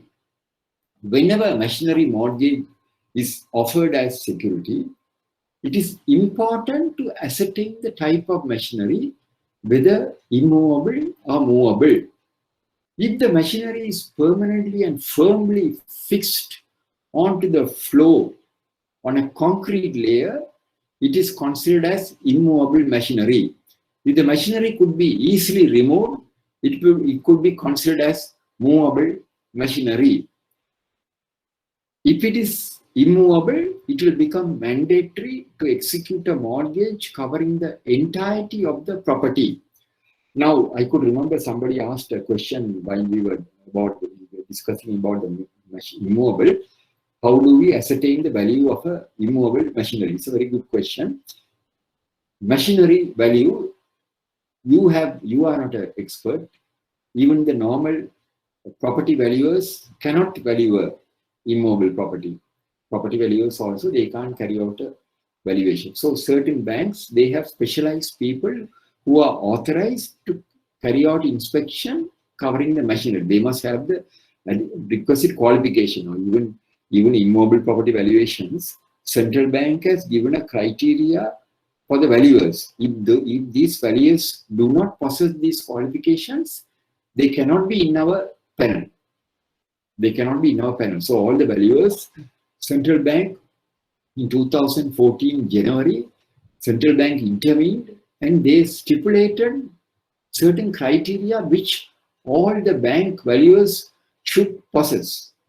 So we were asked to re-examine our panel of valuers, and if these valuers do not possess these qualifications, you have to remove them from the panel. So I could remember in the bank where I was attached to, we removed about 35 to 40 valuers we had to remove because they didn't have the qualifications stipulated by the central bank, because the banks were dependent on their judgment to a great extent. So therefore the central bank intervened and they said these valuers should have these qualifications.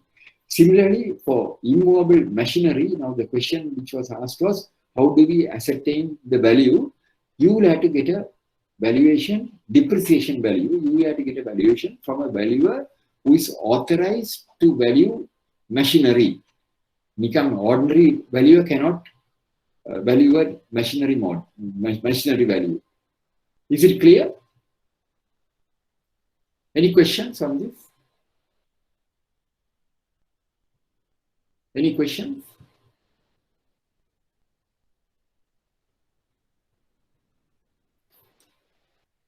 Can we move to the next one, or if there are any questions? We are coming closer to. Any questions?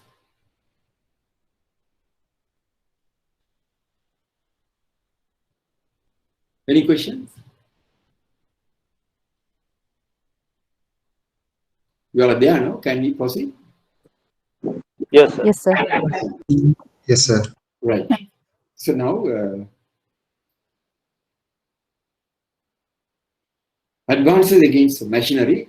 What is immobile machinery? Any machinery which cannot be physically moved from location to location is defined as immobile machinery.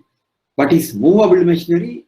Any machinery which could be removed easily is categorized as movable machinery. How do we ascertain the difference? How do we secure? So remember, the simple answer is, if it is immersed in a concrete layer, it is considered as a immovable machinery, because this is the answer, this is the stipulation given by the legal people. This is not my stipulation, this was given by our legal people. When we ask how do you ascertain, if it is immersed on a concrete layer, it is categorized as immovable machinery. So now I think we have more or less come to the end of the session for today. So before I end the session for the day, I want to ask you all, do you have any questions?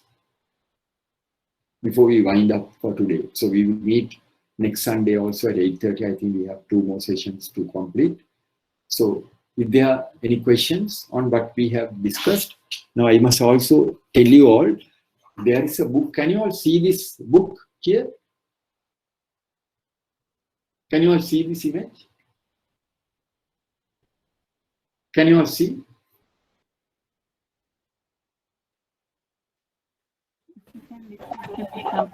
Yeah, anyway, that will be shown to you all.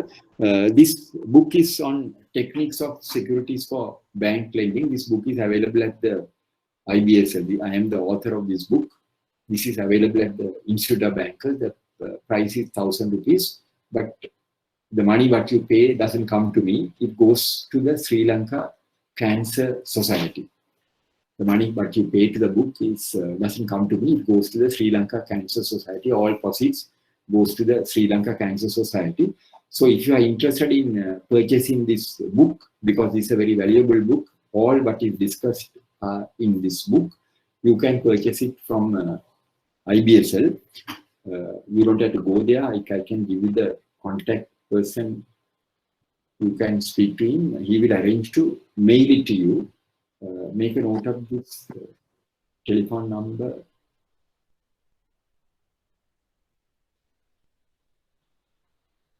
His name is Mr. Suresh.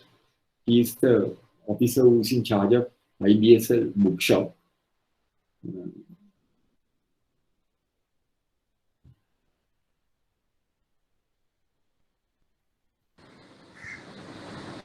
So his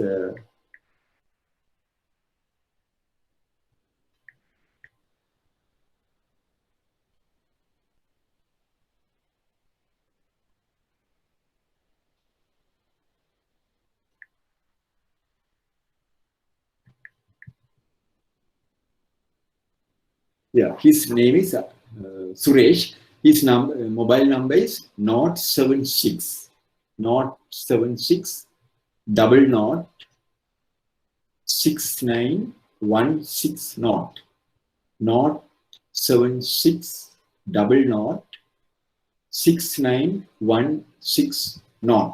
So the topic, the title of the book is Securities for Bank Lending. I am the author. So you speak to him. Even previous sessions, last sessions also, I told other people purchased it.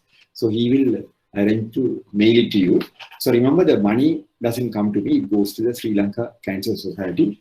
It's a very, very good book. Everything is covered in this book. So anyway, how was the session today? How was the session? Very good, sir. Right. So nice to you all are working. Very interesting, sir. You all are working in banks, or where are you all? All of you are working in banks. You all are, Yes, sir. What is the bank you are attending? Which bank? I'm from commercial bank, sir. All right. So others? I'm from HNB, sir. Yeah, so I'm from HNB.